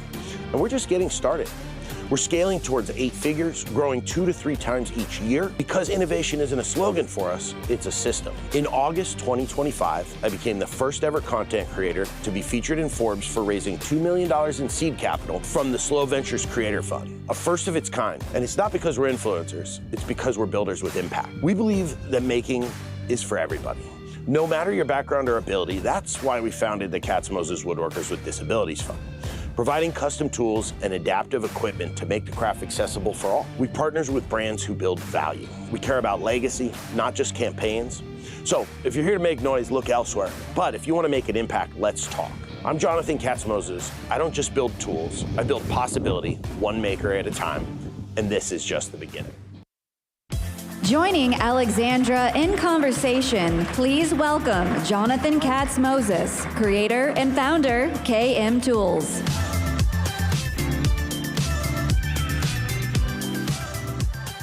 Welcome on up here. Thank you so much. How are you feeling today? Fantastic. So let's talk about your entry into content creation. What inspired you in the first place to start posting online? I had, as you saw in the video, I survived sort of this violent attack and reevaluated my life. And I wanted to do something that made people happy, and that was making things, something I always wanted to do. And early on in my career, I invented my first tool. And I thought it was really neat, but I didn't know how to market it to people. I thought only big companies brought tools to market. So I put out a YouTube channel, and I sold 27 jigs the first day. This tool is a dovetail jig. And it was so rewarding, and I saw a path forward, and so I just started sharing my journey and grew over time. What has your content looked like over that time? Because within the last couple of years alone, the platforms have changed so much. What is working with consumers has changed so much, and obviously, like as a creator yourself, I'm sure what you want to share also has changed. So, can you walk me through that journey of like what your content looked like to begin with, and how that's evolved to today? Yeah, absolutely. I mean, I think when I first started on YouTube, you could post a video that says, how to saw a board, and people would watch it because they wanted to learn how to saw a board. And now you have to say, like, if you don't saw a board this way, your dog will die. And I think like as a creator, I hated that, but you learn to play the game. And now with on YouTube, they have ABC thumbnail and title testing, so we can drill down on what works really quickly. And in 6 hours, I can have the ideal title, ideal thumbnail, and following analytics and figuring out how to really get people to click, but then following through with, really interesting content that people want to stick around and watch. What is working today? Like, is it that intensity like you kind of mentioned, or are there other things that you feel like have really struck a chord with your audience specifically? Yeah, I think, what works is like not glad handing people and babysitting them and just like telling them the truth and being like, look, I'm going to tell you how to do things. I sell products, so I might mention some things I sell, but I don't, this is how we support the channel. So we give you great free content and really, practicing and kind of getting the right message out of really high quality instructional content. How are you thinking about length and platform today? Like, what is your relationship with long form content, short form content, the different kind of platforms and their different use cases? How are you looking at each of those differently from each other? Yeah, I mean, I think long form content, they're rewarding much longer videos now. We've had a lot of success combining 10 similar videos into one 3-hour thing, and I think YouTube is really starting to think that people turn on the TV in the background while they're on their phones, while they're cleaning their house or doing laundry. And so they're rewarding that kind of content. But then, I think with short form content, it's really easy to promote those videos and be like, hey, here's a really great clip from this video we just did. You should go check it out on YouTube. It's also a great way to showcase our products, which is, 98% of our revenue. And so, I think we use long form as a community builder and short form as sort of an advertising tool. Yeah, I love that. I think that's a great piece of advice and how to look at them differently. I want to talk to you about your expanding from pieces of content on a phone or on a computer to a company that you're building, a team that you're hiring. Like, what has that looked like? How have you thought about the right next move as you have wanted to expand and grow? Yeah, I mean, I really think that if you can't delegate the things that don't generate new business, you just own a full-time job. And so what I like to do is find a process that I create or a product and grow it to the point at which it's a system and we can create a standard operating procedure and then hire people to run those. Recently, as I said in my sizzle reel, we just closed a seed round fundraising and we're now up to 25 employees. I fired my marketing agency who was, as soon as we fundraised, they're like, we've been thinking we should 6X your retainer, and it was like, okay, it's time to bring this in-house. So I think when you're looking for a team, you want to find the systems within your company that are breaking and that you're dropping the ball on, and you just can't support yourself anymore. And bringing in people who are, smart, showing them, the output you expect, letting them do their thing, and then supporting them when they need resources to do that. Why was that investment something you guys wanted to take on? How did that relationship start in the first place? Yeah, I mean, I think we were kind of starting to look for investment. We'd hit a glass ceiling. We were growing so fast, 2 to 3 times a year. We hit last year about $6 million in revenue. And we'd hit a glass ceiling because we were developing so many products that we couldn't keep inventory of the products we'd already developed and develop new ones. So we were making choices between, like, do we let this go out of stock so we can invest in a new product? And so we just saw that we hit a glass ceiling in growth. I mean, we'd still be able to grow slowly, but, I have 25 products ready to go, and we wanted to do those. So we got that investment, and, now we've been launching a product every 40 days instead of every 6 months. Yeah, it's a huge growth change there. My last question for you, where do you see the future of this creator economy and investment economy intersection happening moving forward? I think that more and more of it is happening today. What are your thoughts on what the future means in this intersection? Yeah, it's wild. I mean, the Slow Creator Fund who invested in me is very ahead of its time, but they're right, which is content creators are the entrepreneurs of tomorrow. All businesses are being built on content first now, and innovation is happening online. And now when you see somebody like me who with no money and a 3D printer can bring a product to market and market it for free, those are the businesses that are gonna really drive small batch American manufacturing and innovation. And so of course VC sees this and they're jumping on board and they're trying to support creators in business building and give them the resources and knowledge they need to do that. So I think that the creators are going to be getting funded more and more, and not just the Mr. Beasts of the world, but like the creator middle class, the people with 200,000 followers who are not driving a community, but they're driving a business supported by a community. Yeah, no, it's exciting, and I can't wait to see where it goes in the future. Thank you so much for taking the time. Thank you so much, guys. I'm Akquila Gold, founder, host, creator, and a modern-day homemaker. I've been documenting my life as a mother, businesswoman, and wife over the last 2 years, and what it means to create beautiful experiences in your home and for the ones you love. In 2023, I made my first TikTok about planning my wedding, and from that point forward, I immediately knew there was space to be filled in the intersection of life, home, and entertaining. After my wedding, I took my audience on a very authentic journey to show them how I was growing, gathering, and creating in spaces like my family's farm, Bloom Ranch, and our winery in Ojai, Casa Loche. And in doing so, I was suddenly connected to millions of people to show them that their homes can be a source of creativity, connection, and everyday magic. My content focuses on homemaking as an act of empowerment and taking control of your space. Companies like Blue Apron, Dawn, and Morningstar Farms are just some of the brands I've partnered with that help me show you living with intention can be really fun, which is why I created my annual Women's Networking Summit, Camp Lucky. Twice a year, almost 100 women come to my family's ranch for a day of homemaking, connection, sisterhood, and true farm-to-table living. It's the best way to experience my brand, but more importantly, for me to connect with my community. As a content creator, I'm constantly thinking of ways I can be bringing my content to life in the homes of my audience. That inspired me to create Lucky Girl Rosé.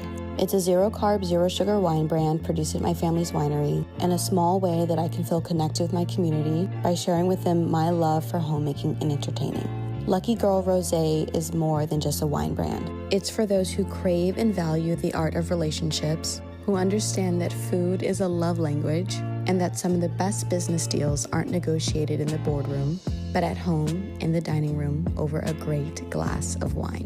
Now, as a creator and a founder, my mission is to bring that feeling, that intentionality into everything I do. Because being a modern homemaker is not about perfection, it's about presence. It's about designing a life that feels beautiful because that means something. Sharing my life online and working with brands that my values align with keep me inspired and excited to continue to share with you what it means to make a home. And now, please welcome Akquila Rutherford Gould, entrepreneur and creator.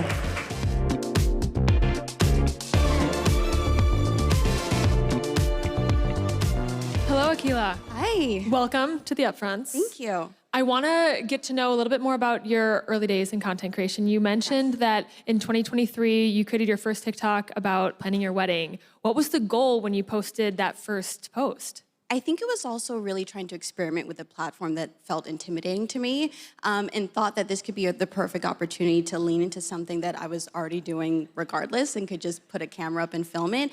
And I slowly discovered that it was really resonating with a ton of not just brides, but other content creators too, and it just felt natural. How has your content changed since then in terms of like platforms that you're using, types of content you're putting out? Because obviously after a big life event like that, you know, you don't have that content anymore, so you have to get creative. What did that look like for you? Yeah, so unfortunately, I figured out that I couldn't be posting wedding content forever. And that slowly turned into homemaking content. So buying the house, having the baby, and really shaping the way I wanted to live my life at home and what that looked like for my family in a way that felt authentic and just warm. Mm-hmm. You mentioned that it was TikTok particularly was a platform that you felt intimidated by. What was your relationship like with social media prior to being a creator? Were you like a very active user? Were you, engaged with a lot of people that you followed, or like how did you use the platforms as a consumer first? Yeah, so I felt like Instagram felt natural to me, and then I started in my dorm room at Howard University, my skincare brand, Mary Louise Cosmetics. So I was doing all the marketing, all the social posts, and really was connected to my customer as a founder and a creator. So I understood the importance of being founder forward in a brand. So I took what I learned from that and implemented it to TikTok. How did that turn into then brand partnerships and building like a full, career for yourself in this space? When did you officially make that leap to something that, you were just excited about doing for fun to it becoming a job for you? Yeah, I think that, as this year officially, I started working with brands, and it's been amazing. And I love that I'm able to use that storytelling and what I enjoy doing at home and kind of put my spin on what I think brands will love as well.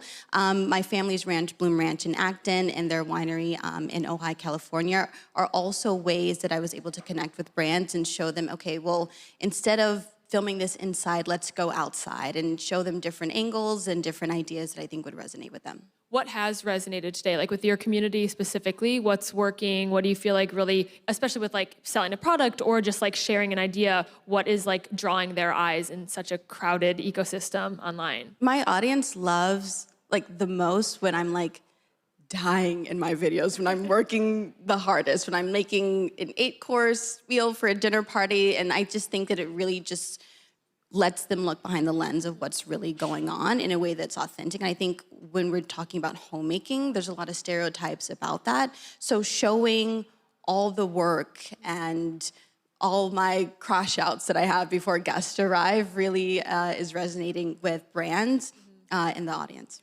What has been your favorite like brand partnership or project that you've worked on in the last year since you've started working with them? Oh my goodness. I actually just did one with Forbes, and it was so amazing because I was able to do my typical homemaking video, but show how different scents go with different events and different seasons. So I'd like that kind of storytelling as well, where it truly doesn't feel like an ad. And I think that we've all seen videos where we don't realize it's an ad until we're towards the end of the video, and I think that's really the sweet spot. Yeah, that is like the key metric of it being a good advertisement. I feel like when I'm watching it, like 15 seconds in, I'm like, wait a second, I'm watching an ad right now. In terms of the content that you're creating, what comes first? Like having an idea for something you want to do, like something you want to bake, something that you want to do around the house, and then just filming content of it? Or do you think about it like, this would do really well online, let me start implementing this into my life?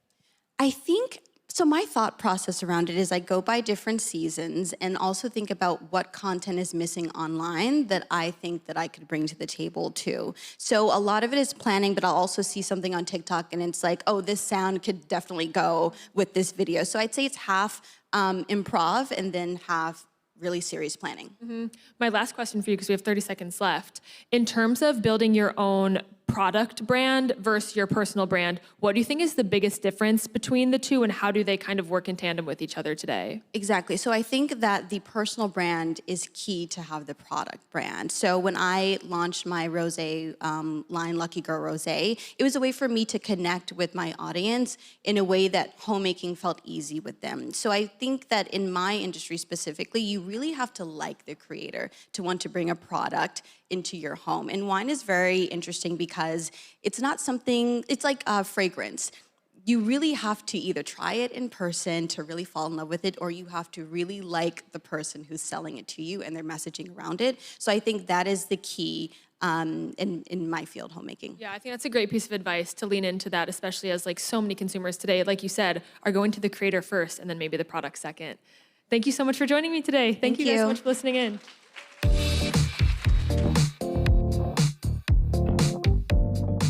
We will now break for lunch, which will be served on the 4th floor. You may also use this time to check out the activations and meet with your fellow attendees. Programming will resume back here on the 2nd floor promptly at 2.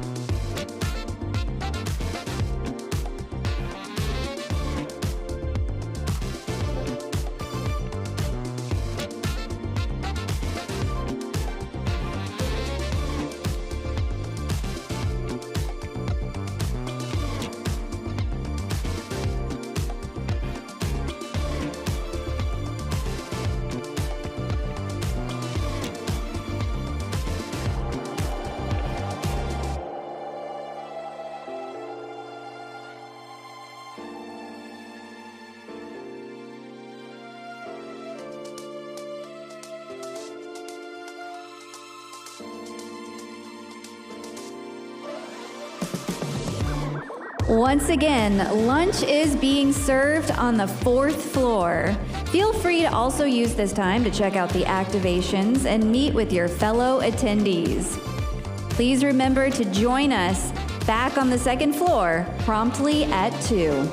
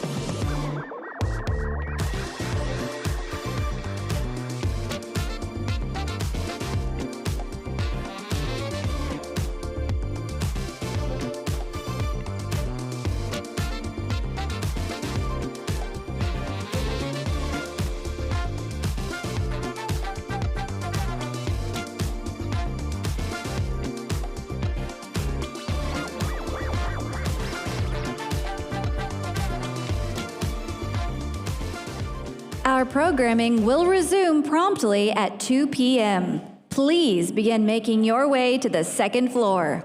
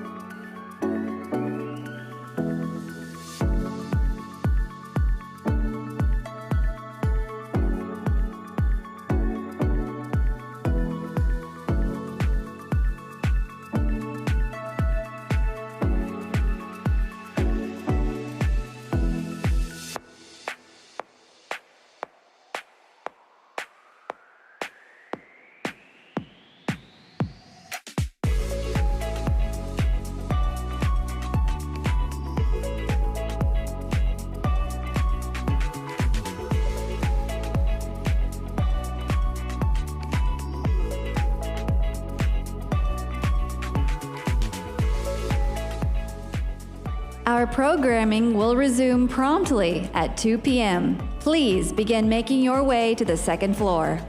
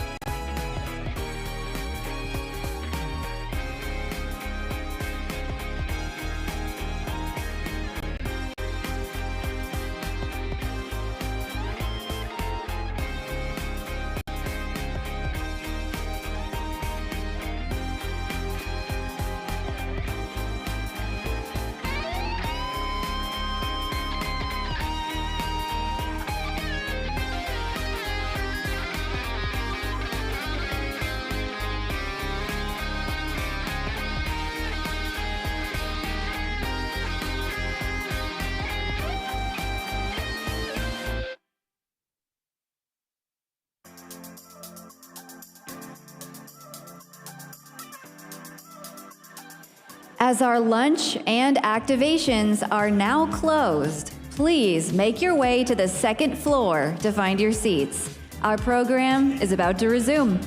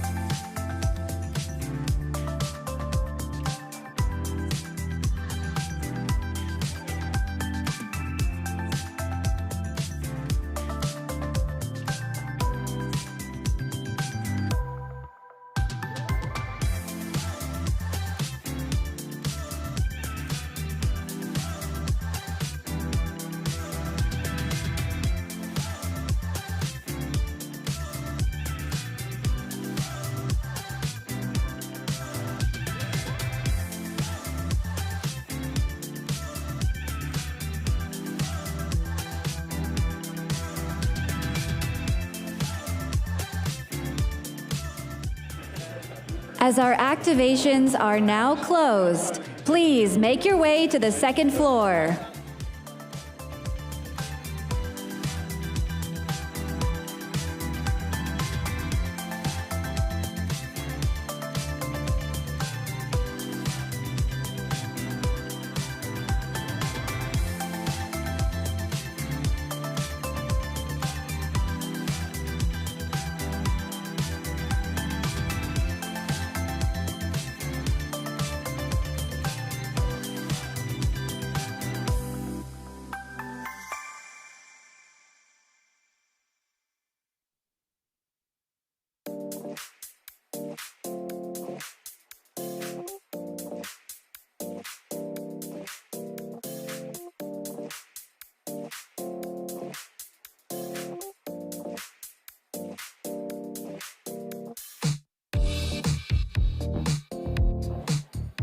As our activations are now closed, please make your way to the second floor and find your seats. Please feel free to fill in the front and center sections. Our program is about to resume.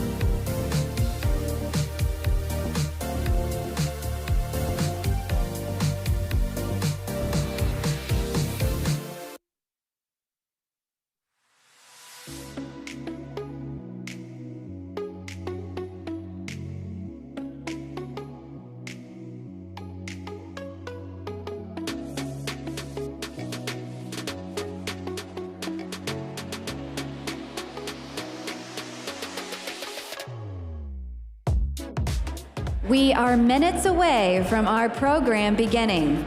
Please make your way to the second floor. Feel free to fill in the front and center section.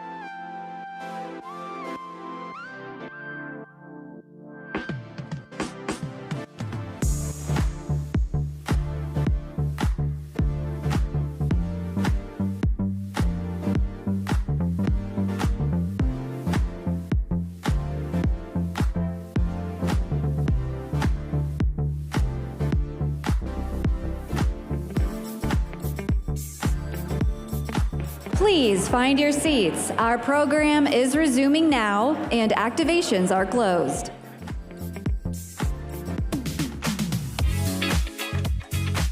Welcome back. We hope you enjoyed lunch. Now for a conversation on building always-on creator strategies. Please welcome moderator Seth Matlins, Managing Director, Forbes CMO Network, and panelists Allison Griffin, Head of Marketing, State Farm, Brianne Olson, CEO PacSun, and Hannah Stocking, comedian and creator. Well, take a moment and say hi to your friends in the crowd. It's good. Hi. It's good. So the high value, always in demand, immediately after lunch spot. Oh. We got it. Is it the short straw or the long straw? I don't know, but I'm not gonna lie. I have to tell the audience I'm tired. I'm a little bit cranky, and it may show. Oh, great. All right. So let us get into it. The title of the panel is fairly self-explanatory, right? Which is Always On Creator Strategy. I talk, as Allison knows, because we spend some time together, I talk to so many CMOs and so many marketers, and the word that they use, the C word they use more than creator is culture. Culture doesn't stop, culture doesn't sleep, and what's culturally resonant and relevant changes in a moment. And we're seeing that as creators are the drivers and influencers of culture, brands in particular, and this is gonna largely be, and Hannah, from your perspective too, a brand-centric conversation, are moving more and more from kind of one-off, like, hey, promote my lemonade strategy, transactions, to broader relationships, always on, building networks of creators and really building relationships, again, not just the one-off. So with that, Allison, I want to start with you. Brie, I'm going to go to you, and then Hannah, I'm going to ask you a different question altogether. How, from a mindset perspective, as the world has changed, as marketing has had to change in response to changes in the world, what mindset have you and yours had to, what mindset shift? I told you guys I was sorry. I didn't tell you guys I was sorry. I told you I was tired. Now I'm sorry. It's like I keep proving it. Thank you very much for coming. What mindset shift have you had to make to go kind of from a transactional model to an always-on model? Yeah, so for me, I was brought into State Farm to revolutionize a 103-year-old brand, and in a category that nobody cares about, and that's insurance. So we've had to rethink how we approach just the market in general, and the mindset shift, I think I'm tired too, that we've focused on is moving from a campaign focus, and I'm moving my team to a community focus. And the reason I'm doing that is because a campaign, old school thinking, is a brand talking to itself about itself. It's a campaign around my product launch or my tentpole moment or my whatever, quarterly shareholder, blah, blah, blah, instead of a community focus, which is always on, dives deep into passion points of customers. For us, we focus around gaming, sports, women's sports, music, and food. And those timing, it's always, and they're different from each other. And so the mindset shift is not thinking about campaign where a brand is moving outward, but thinking about partnering with creators that are media channels in and of themselves and diving deep into a community. And have you had to teach your organization in the shift from campaign to always on marketing how to think about creator relationships differently? Yeah, in fact, and we've learned a lot by doing that. So we have got to think of creators as a media channel and not as a transactional, we're buying reach. So any marketer can buy reach easily with proper media. But if you are diving deep into those passion points and you're with that creator, then gosh, there's lessons, and I think we even have. Yeah, actually, I want to stick a pin in the media channel piece because we're going to circle back to it. Exactly. Okay. Bree, you guys are always on. what if not a mindset shift, what is the mindset that leads you to kind of that strategy? Yeah, thank you. I've been at PacSun for almost 20 years, so I've seen the shift in lifetime. The first shift that we made as an organization and as a brand over the last 5 years was a shift to lead with purpose. And the purpose was also a stakeholder shift. And in doing that, we put the community, the customer, and the employees at the center of our decision making, which meant partnering with our community, with our customers, with our creators, and building a brand with them versus for them. And that's a really important distinction. It's a shift in control. And we had a difficult time getting some of our stakeholders within the organization, inclusive of our board of directors, on board with a shift in control. But when I think about our consumer who's 16 to 24 and falls into Gen Z, they're the youth, and we look at Gen Alpha and you look at the research, they care, the number one influence in their decision making is themselves. And so if you don't bring Mine too, them, by the way. Just saying. If you don't bring them in to the journey, the brand stands to become obsolete. And so it's an acceptance of our entire strategy as a strategy of co-creation and a belief that culture is the operating system. And those two shifts have fundamentally changed the way that we work. It's changed the structures of the team. It's changed the power dynamic.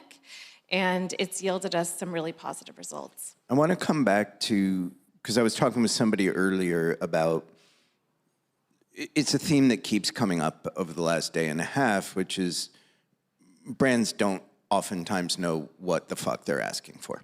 And they're desperate to hold on to a control that they do not have anyway. And so it's the difference between control and influence. So we're going to get back to that. Hannah, from your perspective, and you've worked with so many brands, but you're also such a multi-hyphenate. I'm wondering, as you consider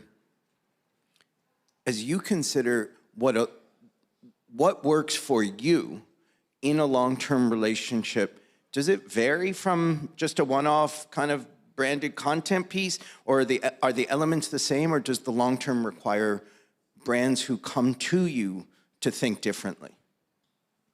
Well, I prefer long-term partnerships, so I know that I'm doing a great job when I partner with a brand, because I'll have my community comment and saying, is this an ad? I can't tell. Can you spell this out for me? That's when I know that the collaboration did a really good job, because— Or you get a letter from the FTC. Yeah. And not only do I try to sell a product, but I try to place it in a moment in real time that my community can feel emotionally attached to, because I feel like as humans, we all want to feel like we're a part of something. And I think that's just part of the culture. And in terms of long-term partnerships, I feel like, yeah, sure, one-off brand deals do great, but when it is long-term, the brand is essentially kind of ingraining within the creator's community that they've built for X amount of years. And I think that it just has so much more value. I mean, for example, I've worked with Maybelline many, many, many times, and it's kind of become a long-term partner for me. And I've had— Can I interrupt and ask a question? And by the way, excuse me, an appropriate answer to my question may be none of your effing business, but having worked with Maybelline over and over, is it a long-term relationship or a series of one-offs that is becoming a long-term relationship? And you have permission to tell me to stick my question. It was it was a series of one-offs that have now adapted towards a long-term relationship, and I think it's because of the how collaborative we are with each other. And I mean, just to touch back on what I was saying before, is I've had many parents come up to me in the real world and say, "Are you Hannah Stocking? Oh my gosh, my daughter loves you. Thank you so much for partnering with Maybelline. And now my daughter loves Maybelline, and it's made shopping for presents affordable and just much easier for me to know what to get her." That's really nice. Yeah. It's always nice when the parents feel something. All right, we stuck a pin, for real. We stuck a pin in your point about media. And one of the things, a creator is media, right? Because I think we talked earlier today about creator as storefront, right? But you have a very, if I understand correctly, at State Farm, you're really very top of the funnel with creators. And so as not to speak jargon, right? Awareness and understanding and stuff up here, transaction down here, right? So top of the funnel down. Talk to us about top of the funnel strategies and why creators are such, because you also said, you can go buy whatever media you want. You got plenty of dollars. Why they're such an essential complement to the traditional. Yeah, so like I said, we're in insurance in a category nobody cares about, so we have to try to break through. And especially with younger customers, we're not expecting them to buy a policy today. We're just trying to spark dopamine and serotonin and make connections in their brains so that when they're ready to buy, we have a shot at their business. And you know, we use things like our brand assets, Jake from State Farm, the jingle, stuff like that, to just create that connection. Okay. So our category does have larger media budgets than other categories, and we can just buy reach. But the difference is we have gone to creators for that top of funnel awareness, because anyone can talk at a customer and hope that the message breaks through and you can buy attention. But we believe in our category, you must earn it. And the way we've found that works for us of earning it is partnering with a creator who's going deep into passion points of their customers. And for us, the passion points we center around are gaming, sports, women's sports, food, and music, and diving deep into those passion points. And Kai Cenat, I think, is a really good example of a creator that started as a one-off, hey, we want to pay him to be in our Super Bowl spot. But we engaged with him, talked to him, and it was legit a hearts and minds, hopes and dreams kind of conversation. I am not overstating that. And when we learned that he cares as fiercely protective of his audience as we are about our brand assets, all of a sudden it clicked to me that we could authentically partner with him deeply and have it resonate, because he would protect us, we would protect him. So he invited Jake from State Farm onto a live stream. And let me tell you, insurance means I'm in the risk business. That means you do not put your #1 brand asset live for an hour on a stream that you have no control over. Oh my gosh. But we trusted him, and we understood that he didn't want his janky, like he didn't want it to look janky, and we didn't want to ruin it. He didn't want to ruin us. And there was magical. So we had some lessons that we learned with him. You know, trust was something that came up earlier today, and it's interesting because I don't think it came up at all yesterday. At least it didn't land with me. And it's something we should circle back to because it's so essential. Bree, to your point, to give up control, even if you don't have it to begin with, requires trust, right? But again, going back to what you said earlier, for PacSun, for you, your mindset, this isn't a marketing strategy, it's a business strategy. Can you talk to us about why you've made that decision? You touched on it earlier, but start there and then I got to follow up. Yeah, one of the things that I talk about a lot with our brand and our leadership team is, if we were to disappear tomorrow, where would our customers shop? It's very simple, philosophical, strategic question. And it came back to, we have to be more than a place for apparel and footwear, and we have to be more than a destination for them to express how they want to dress. And so that's where our purpose was born, and we want to inspire the next generation of youth to create a better world at the intersection of music, sport, art, and fashion. And so that— You don't think this world's good enough? Because, I mean, I think it's perfect. That's a joke. It's not perfect. It's wildly— I digress. I'm sorry, Brie, go on. And that led to us building really meaningful relationships and transforming the brand. So a 3-year partnership and growing with the Metropolitan Museum of Art might not be something that comes to mind when you think about PacSun, but it is today for Gen Z.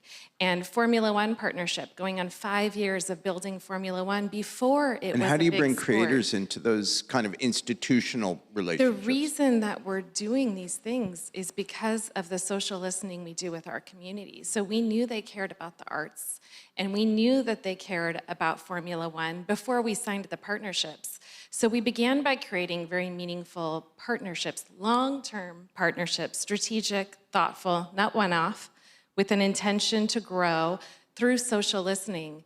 But then we've also made some really important shifts with the community of saying, we're not just saying that we're handing over the control and we're doing something of co-creation, even though we do those things. We're gonna go ahead and we're going to invest on the open creator platform of TikTok, where the brand 100% relinquishes control. And we're gonna see the results. And that in itself has doubled the size of our live social commerce business year over year. And we have no control. There's no one on the brand side saying, hey, I want you to pick this jean and I'd like you to, they're picking which product they want that's available. There's no transaction other than we give you an opportunity to create and make meaningful revenue by picking whatever product you love and endorsing it in the way that makes sense to you. What are the business metrics you're looking at? Yeah, so it's over 15% of our overall digital revenue, social commerce, that's live shopping, and it was 0 2 years ago. That's growth. Yeah. Yeah, well done. Hannah, we talked about this too, but as you enter into, I'm gonna use Maybelline as a placeholder example. How do both sides protect authorship and brand? Kind of going back to what Allison was saying, that Kai cared as much as State Farm cares, right? And obviously both care, but how do both protect it in a way that lets a creator do what a creator does? I think overall it's trust, and it comes from both sides. I mean, from the creator standpoint, I not only want to know about the product, but I want to know their purpose, what they have planned in the future. I want to know everything, every side of the circle, what they want to accomplish and their goals. And just from the brand's perspective, I think it's important for them to know not to put too many boundaries among the creator because, speaking from me, I've been in this space for about 13 years now, and I've been building my community and my culture for 13 years now, and nobody knows their community like the creator does. And I think that when you kind of bridge those two together, then something truly magical can happen. And also, I feel like, when you do create something, I think it's important to create something that's new and hasn't been done before, and that's where the magic happens. How many views on your most viewed video? Just a little bit of Hannah trivia for the moment. I think 316 million. Wait, but you were telling me about one that had 800 million backstage. So that's more than 360. Yeah, but that was just for fun. That was just a non-branded content. I see. Okay, so Yeah. 316 branded. Yes, 360 million branded. That's not bad. That's reach. That's pretty good. I did get 40 likes on my last Insta. All right, last question to each of you. We'll work it back this way. So Hannah, I'm gonna stick with you. I think it's been established that the future of brand storytelling is, and Allison summed it up very well, it's not campaign driven, right? Storytelling is always on. Culture is moving faster than anybody can keep up with it. Talking to the audience, what advice do you have from your individual perspectives on how to ensure these collaborations, these partnerships work better? And for those who still don't have an answer, my breakout session is titled Couples Therapy, for real, and we will be diagnosing this. So what's your advice to ensure a happy marriage, to beat that metaphor to death? I would say, just like what I was speaking on before, trust. I think, the consistency with the brand adds something that's so grounded, and then the spontaneity and creativity from the creator makes it so much more human and alive. And I also advise for the brands, do your research on the creator before partnering with them too. Make sure that they care as much as you care. I would say it's really important to stay constantly curious, and there's an evolving landscape right now, and so curiosity and continuous learning will benefit both the brand and the creator as those communities continue to come together. I'm also a big believer to bring it back to purpose, that the purposes tie together and they make sense, and that, to your point earlier, you truly understand what the brand is trying to communicate, a deeper sense of purpose, and that there's alignment there. All right, you in the low engagement category that nobody cares about, bring us home. Okay, so a couple of lessons we learned is you have to know your brand as a brand, and therefore you've got to know who is a good fit for you the right way. So do that research. The second is listen to each other. Creators have to understand the boundaries for a brand, and the brand has to let the creator create. And if that isn't gonna work, it's transactional, your community will know it, and that's fine, you can do that, but that's it. And then these engagements deep in communities allow the communities as a grassroots level to share your brand. Like you'll know it's working when the community itself is repeating you back to you. So what do I mean by that? I'm gonna try something. Like a good neighbor. State Farm is there. I love it when that happens. Thank you. Thank you, everybody. Thank you so much.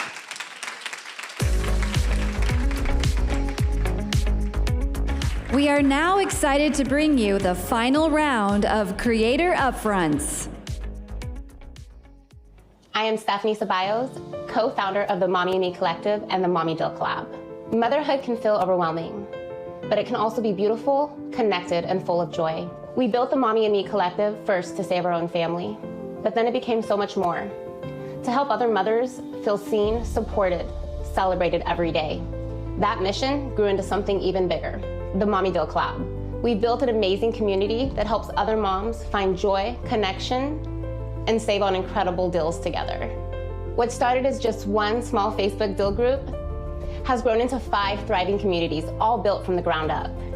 After losing our first and largest group, Mommy and Me Dills, we didn't give up. We decided to rebuild. We came back stronger, more connected, more intentional, and we grew exponentially from that. From there, we expanded to Instagram and TikTok, now reaching hundreds of thousands of moms across the nation. Moms that come to save, but they stay for the fun. We've turned a simple idea into a 7-figure business the last couple of years, but our success story is not in the numbers. It's in the people, the moms whose lives we've touched. Every year, we pour back into our communities. The success story here, the moms whose lives we have touched. We have seen firsthand how giving back can change not only lives, but legacies. We are proud to partner with brands that share our values, from Amazon, Walmart, to small businesses across the nation. Our collaborations are built on authenticity. We only promote things that bring true added value to moms' lives. That's what makes the Mommy and Me Collective different. Every campaign has a heartbeat. My process always starts with people first. Why? Because when you put people first, everything else falls into place. Every decision, every project, every collaboration, we make with our team and our community in mind. This business has been life-changing, not just for the people who work alongside me every day, but for the members in our community. Together, we have built something that supports families, creates purpose, and proves that women can lead with heart and build lasting success. We are a movement of moms uplifting moms. As we continue to grow, our mission remains the same, to make a difference in the lives of the families we touch, to prove that when women build together, everyone rises. We are ready to partner with brands who believe in purpose-driven storytelling, real community, and heart-led impact. Please welcome interviewer Zoya Hassan, reporter, Under 30, Forbes, and Stephanie Ceballos, owner, the Mommy and Me Collective. Is my mic on? Oh no. Okay, cool. I'm caffeinated this time. Well, welcome to the last round of Creator Upfronts. We've seen so many incredible people. I'm very excited to be with you, Stephanie. So 10 years in HR, and now you're here as a creator. Tell me, what exactly is Mommy and Me? Mommy and Me started as a Facebook deal group, but became so much more. It is a group of moms bringing a whole other group of moms across the nation together to get through life in a more affordable way. So if I'm part of this community, this group, what do I get? Well, we're gonna make sure that you're aware of the best price of the item that you're looking for. We are going to find the best deals. We're gonna share those with you. We also share the newest, hottest items, how to get them quickly. You're gonna get a community of moms from all different walks of life, all different demographics, and you're gonna get the ability to make purchases as a mother that maybe you would feel guilty about, because we're gonna help you find that for an affordable price. And even more so than that, we give back hundreds of thousands of dollars every year to our community. Yeah, you mentioned in your reel that this started off for you, just to save your own family. What does that mean? During the pandemic, my husband lost his job with a company that he actually sold his company to.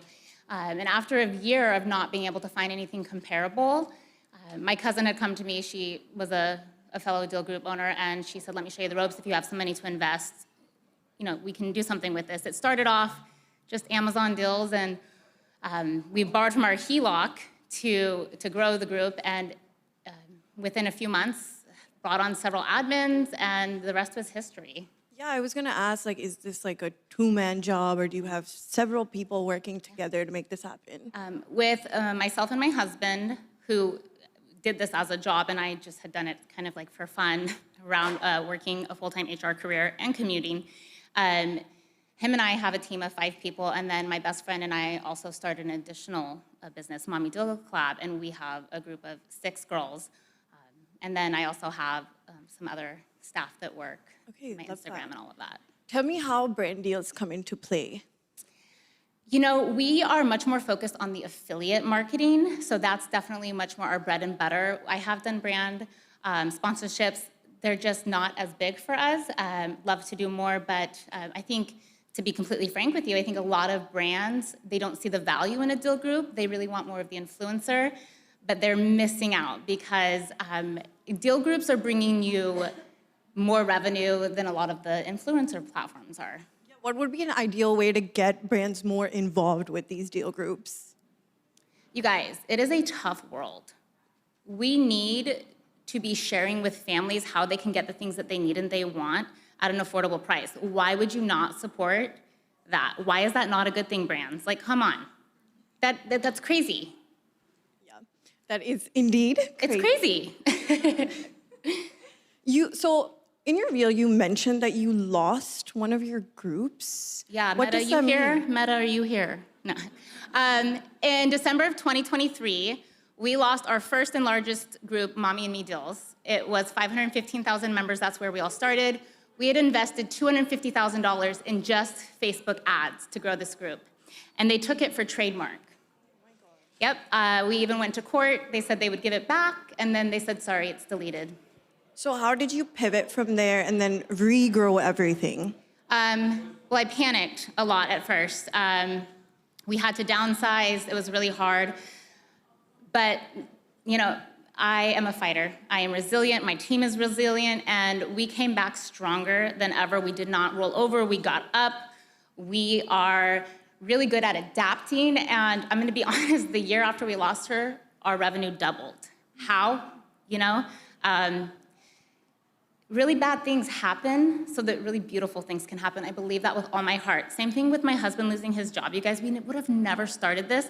We almost lost our house. It's so crazy to think about. And now not only have we changed our lives, but these friends and family members that work with us, life-changing things.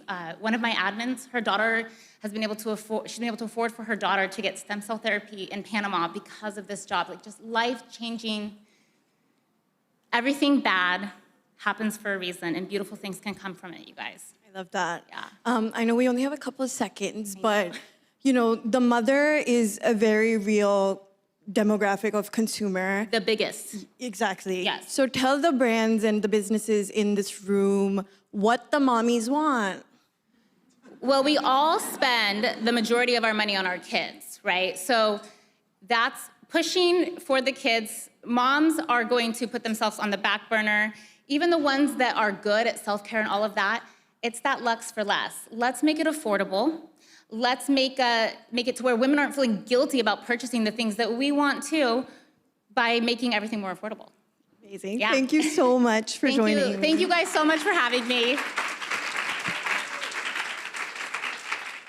Hi, I'm Brandon Edelman, but more commonly known on the internet as Brand Flakes. 4 years ago, I was an entry-level corporate employee who loved to spend his free time posting funny, humorous, and relatable content on Instagram and TikTok. I never thought that hobby would turn into what my life is today. I'm now a full-time content creator with over 1.6 million followers across platforms, earning a 7-figure salary, and was most recently named one of the most influential creators of 2025. I first started my content creation journey as an entertainment creator. Can you stay friends with your best friend's ex?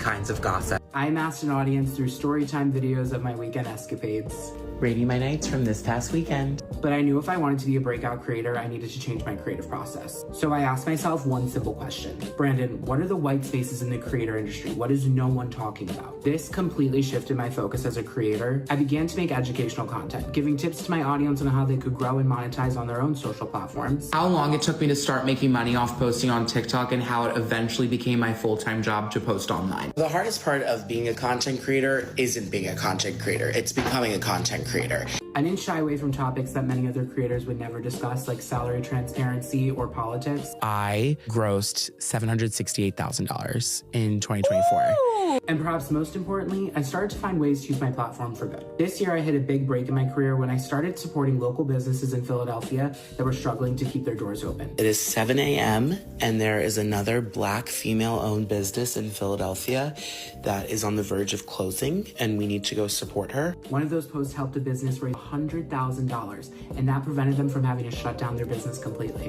One of the best parts of all of this is I've established myself as a creator that can partner with brands in all types of industries. From my passion for fried foods with brands like Chili's. We have our fried mozzarella, the honey chipotle crispers, and of course the big mouse bites. My favorite partnership yet, participating in a professional campaign for Microsoft Copilot. When we're not together, it's like pulling teeth to get him to initiate a conversation, and X is a dentist, so the whole experience is becoming very triggering for me. I love getting to work with brands that value my authenticity and celebrate my personality. I think my favorite part of being a creator is I get to make a career out of being myself. And as I continue to grow and develop as a person, my content does too, and that's really special.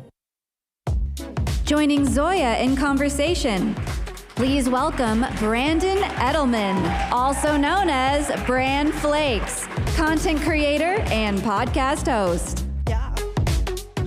Hello, hello. Hi guys. How is everyone today?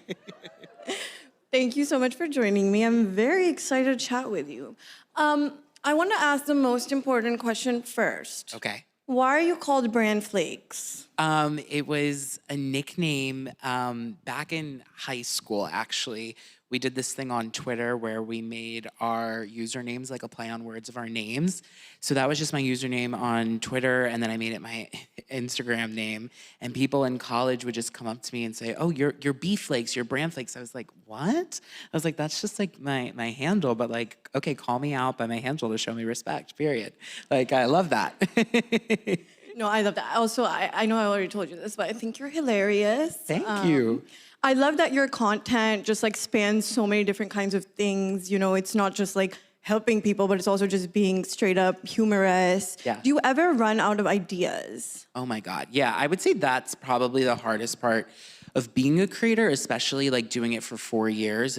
That's sometimes the biggest struggle because like you really can't take breaks. Like you have to stay consistent. So that's something that I'm always like trying to think of new ideas. And I think that's kind of how I rebirth certain series, you know, when I'm kind of running out of like, okay, I don't really want to make this kind of content anymore, but I still want to make content. So what can I do to switch up, my model? And that's been really helpful for me to kind of just always think, okay, like started in humor. Can we go into more educational? Like, can we go into philanthropy? There's always a different segment of the industry that you can kind of tap into. Mm-hmm. Is there a certain kind of content you found that performs best with your audience? I think my bread and butter is always like short, punchy, relatable content that just like feels very repostable. But then I also saw like a huge success with the educational content.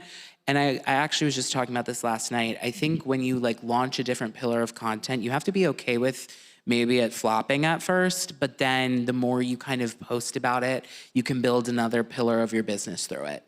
And that's what happened to me. I was like, oh, wow, people are actually interested in this. Yeah. And you talked a lot in your reel about how you want to help other creators. Yes. You said the hardest part about being a creator is not being the creator, but becoming one. Yeah. So I want to do like a little kind of rapid fire situation with you about like questions that I want to know personally, Let's because do I it. would love to be a creator too, Okay, absolutely. I'm here to help. Ready? Yeah. Okay. How do you get out 200 view jail? You got to keep posting. You can't let the 200 views like get you down, because eventually you'll get like a 3,000 view. I remember when I got like my first 3,000 views, I was like, I'm famous. So this is like, you just keep growing and growing, and like then you'll get your first 10,000, then you'll get 1 million. So just don't let it defeat you. Okay. When is it a safe bet to quit your job and create full-time? For me, it was the paychecks that I was getting at my 9-to-5 were actually less than what I was getting through brand deals. And even then, I was like, let's give this a few months. It was a rough few months trying to do both. But let's give this a few months. And then just feeling like overwhelmed by doing both, that's when I just took the choice to like bet on myself. And I was like, if I'm making this much with only so many hours in the day because I work a 9-to-5, how much can I really make if I dedicate my 9-to-5 hours to creating content? What do you think about clickbait? I think it works for certain platforms. I think it's fun from like the OG YouTube perspective. Like I would fall for it all the time. I think it's not my type of content style, and I don't really know from the brand side if it's as brand safe as some people would say. But I do think, for like the OG, the David Dobrik's, the Tana Mojos, that was kind of like what launched all of that, and I think it worked for them. What about rage baiting? I mean, kind of similar. I think that kind of content, it's great for virality and it's good for, numbers. And I think that doesn't necessarily, though, translate into brand partnerships and actually making like a steady income off of it, because I think it's a little bit abrasive to brands. Yeah. Should you take a brand deal if it doesn't align with your personal brand, just because it's a big company? No. You shouldn't. I think, a brand deal needs to fulfill like a lot of different categories. It needs to either be like a brand that you use, a brand that you believe your audience could benefit from using, and, obviously the monetary value of it. I think those are like the three, key checkpoints of like, does this make sense? And I think if you're trying to build an authentic relationship with your audience and, you're advertising something that isn't necessarily authentic, I think that catches on and can lose trust. Should you hop on every trend? No, definitely not. And I don't think it's possible to hop on every trend, I think it's finding what works for you, and not trying to be everything, because then you become kind of nothing. Yeah, I have like 10 more questions, but we have no time. But okay. One last big one. What do you do when you get canceled? The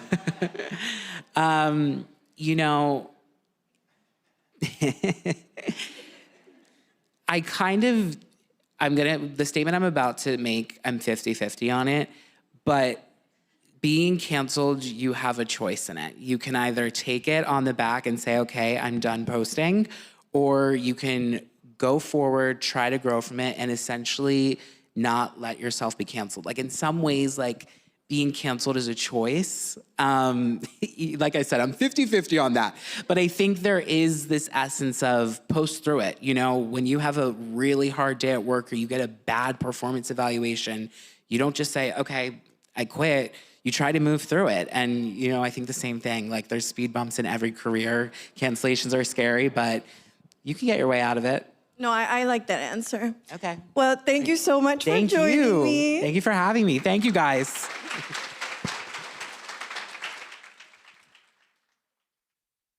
This is not a goodbye in the truest sense. You'll still find me on social media, maybe doing the anchor voice a couple times here and there.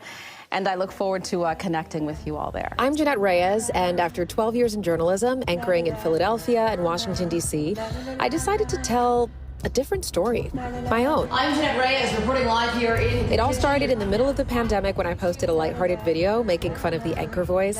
That one clip went viral and reminded me that storytelling could be both informative and relatable. I create lifestyle, motherhood, and beauty content for nearly 3 million followers across TikTok, Instagram, and YouTube. My audience is largely Gen Z and millennial, multicultural, and predominantly female, with an engagement rate consistently above 13%. My work lives at the intersection of culture and connection, bilingual. Gracias por acompañarnos en este canal. Actualmente estamos... And multi-generational. It means videos of me in the Dominican Republic, connecting my daughter to her roots and the culture that shaped me. Other times, it's videos with my husband, Robert, or my mom, Millie, showing what family, creativity, and collaboration look like across generations. I've partnered with brands like Nike, Sephora, Microsoft, WhatsApp, Shiseido, and PayPal, each trusting me to bring their story to life with authenticity and strategy. My campaigns regularly reach millions across platforms. I approach each collaboration the way I approached news, with structure, clarity, and precision. The same discipline guided my book, Prime to Pivot, a practical and personal roadmap that helps people navigate life changes with confidence, purpose, and self-belief. I also co-host Off the Record. It's a podcast that blends cultural commentary with the nuances and substance of journalism. We've grown to more than 150,000 followers in just under a year, nearly 3 million listens, proof that meaningful conversations still matter. Beyond content, I'm passionate about impact. Last holiday season, we exceeded our fundraising goal for a children's home in the Dominican Republic that I grew up visiting, showing that storytelling can spark change. I've learned that we all have more than one chapter in us, and when you stop waiting for permission to start the next one, that's when the real story begins. And now, please welcome Janette Reyes, creator and co-host.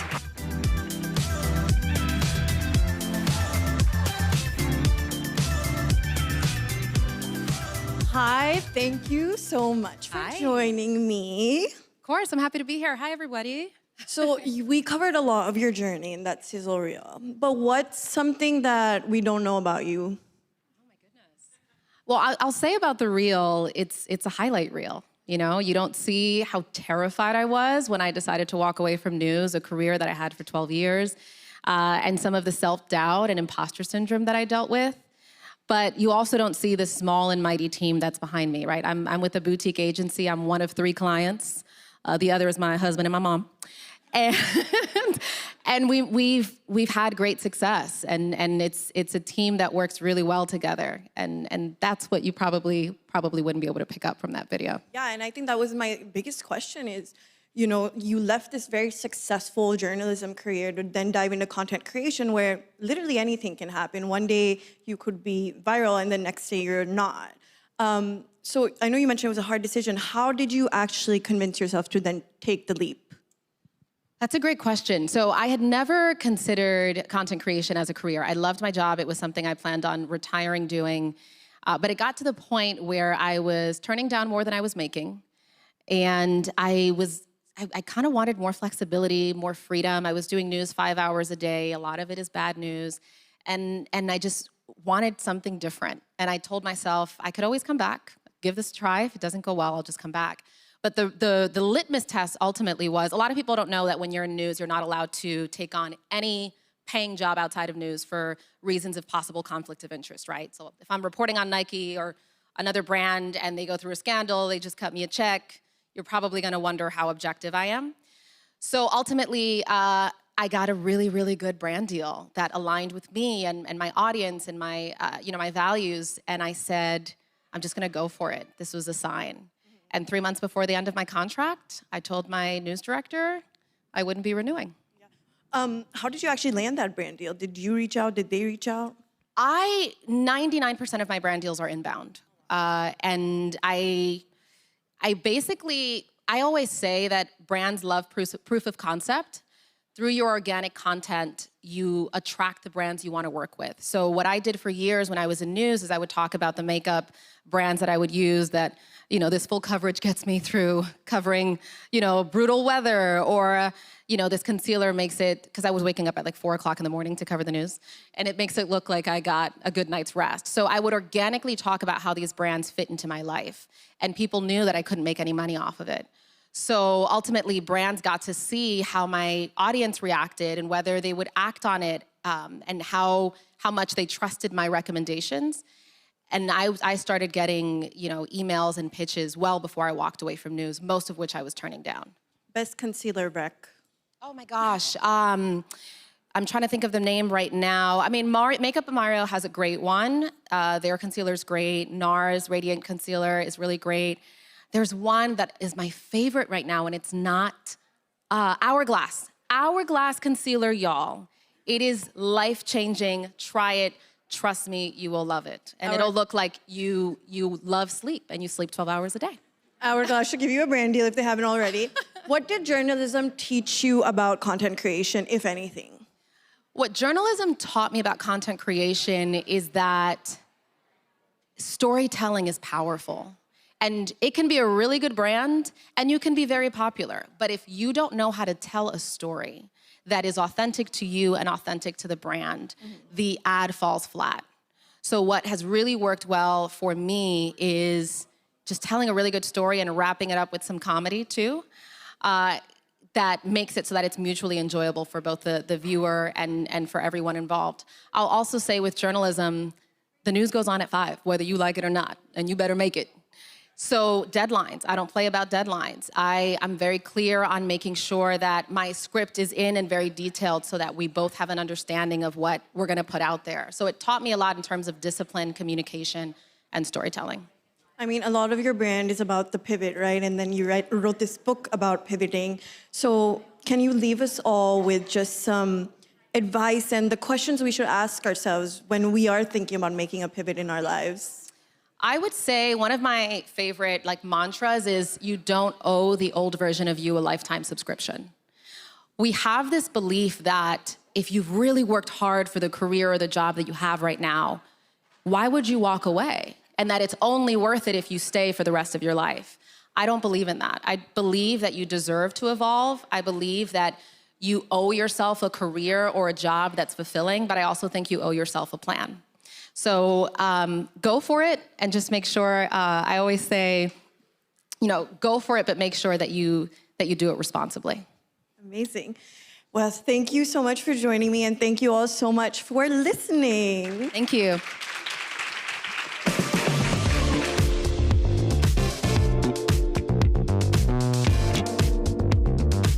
Now for a conversation on entertaining and engaging audiences, the Creator Unlock. Please welcome moderator Stephen Bertoni, assistant managing editor, Founders Forbes, and panelists Jamie Goodfriend, founder, Creator Vision, Anwar Jabawi, creator, actor, writer, and producer, and Rick Lockery, SVP, Global Marketing and Digital Commerce, GoPro. Right. Welcome, everybody. How's everyone doing? Woo! We got the energy up after lunch. We're feeling good. Active. This is going to be really great. Really excited for this panel. We're talking about entertainment, commerce, making really magical content.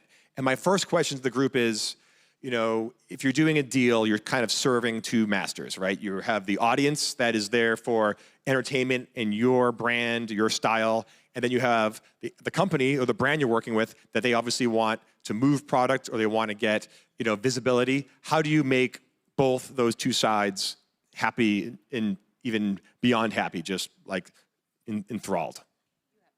Anwar's first. Okay, I'll go first. Well, it's simple. It's a relationship, right? It's kind of like, imagine it like a date, right?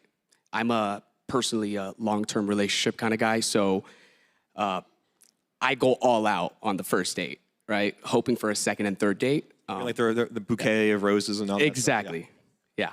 So it's all about the relationship and honestly building that throughout many years. And a lot of the brands I work with right now, I've been working with for years. And every new one, I kind of like, set it up in a way where we can work together for a long time. Who are some of those repeat brand partnerships? Ooh, plenty. Like Old Spice, CeraVe, Mattel, Qatar Airways, so many to name, yeah. Rick, you're with GoPro's interesting because you're a high-end luxury product, but also you're an important tool for video. Like you're on video, by video, for video. Tell me about how do you get the brand message across and how do you like to work with creators? Well, we like to work, we've been doing this for 20 years. So the first time we put a camera on the helmet of a motocross rider, he won. And from there, it just started growing. And so what we like to do is seed. So we will find people that are either already using our cameras and we want to give them a new camera or another camera. We find people that we think would be really great to have our camera, and we put those seeds out there. Some seeds grow, some seeds don't. But the relationships really do start organically like that. So I mean, that's the first way that we work with them, and we're all about relationships too. And we've got long-standing relationships with many of our athletes and creators that we work with. Yeah, so I think that's kind of summarized. That's the way we start our relationships. It's the way we date. Jamie, you're big into the data and the feedback and what's really happening. What are you seeing from like your measurement perspective, or just you've been in this business for a long time? What works? Yeah, so you're talking about relationships. How do you measure that? My love language is acts of service. So in case we ever dated, you now know. We're not. But you were talking about, so interesting what you were saying about relationships, and many brands forget to go and look at the organic relationship that a creator has with their product, because then the audience is rooting for them, and they know if it's not a real partnership. They know if somebody's getting paid, and that's okay too. That's not a bad thing. But when you start there, and then the audience knows that it's legit, that's a really important piece, and it's often more effective. But the key thing I think is in that relationship, there's been a lot of discussion of trust, is give feedback to the creator, because we were talking about this. 85% of creators never hear back from a brand about how they perceive their content, how it performed, did it work? So they're missing an opportunity to get better and to improve the process. And that just seems like waste. It's just tough. If you're not talking to your creators as a brand, you're not doing your job. That's what we've brought everything in-house. We flirted with some outside agencies for a while, but it's been more organic that way, and you have more contact. And, do we talk to everybody every day? No. Do we have a large majority that we talk to most of the time? Yes. But having those relationships, talking to them, because for us, like you said, we have the luxury of our product produces content. So we have an unfair advantage there, right? But we also need to listen to these creators, these athletes, these influencers, because they're giving us feedback on our product. You got to do this, you got to do that. You got to do this, you got to do that. We put, a couple years ago on our Hero camera, we did this coating on the lens where it's supposed to shed the water really well. So, we're like, hey, this is a great advancement. All of our surfers hated it. They're like, dude, this is the worst thing ever. And we're like, what do you mean? This is supposed to be great. Well, the thing is, like, it works really well if the camera gets splashed. Okay. But if you're constantly in water, it's not a good thing. So, like, getting that type of feedback, and that's what, like, to me, if you're a brand and you're not talking to your creators, you're not doing your job.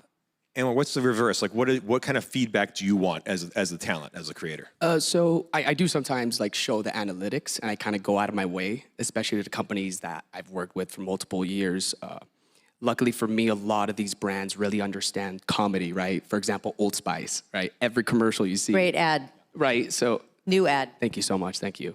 So for me, I can go up to them and be like, hey, look, I got 100 million views in the last month on this single video, and that's like every commercial combined, that they've ever done. So it's like, that's kind of my conversion. But yeah, I get exactly what you're saying, like that data, right? Will brands ever, will Old Spice come, like, this video sold 100,000 products? Or they ever give you that granular?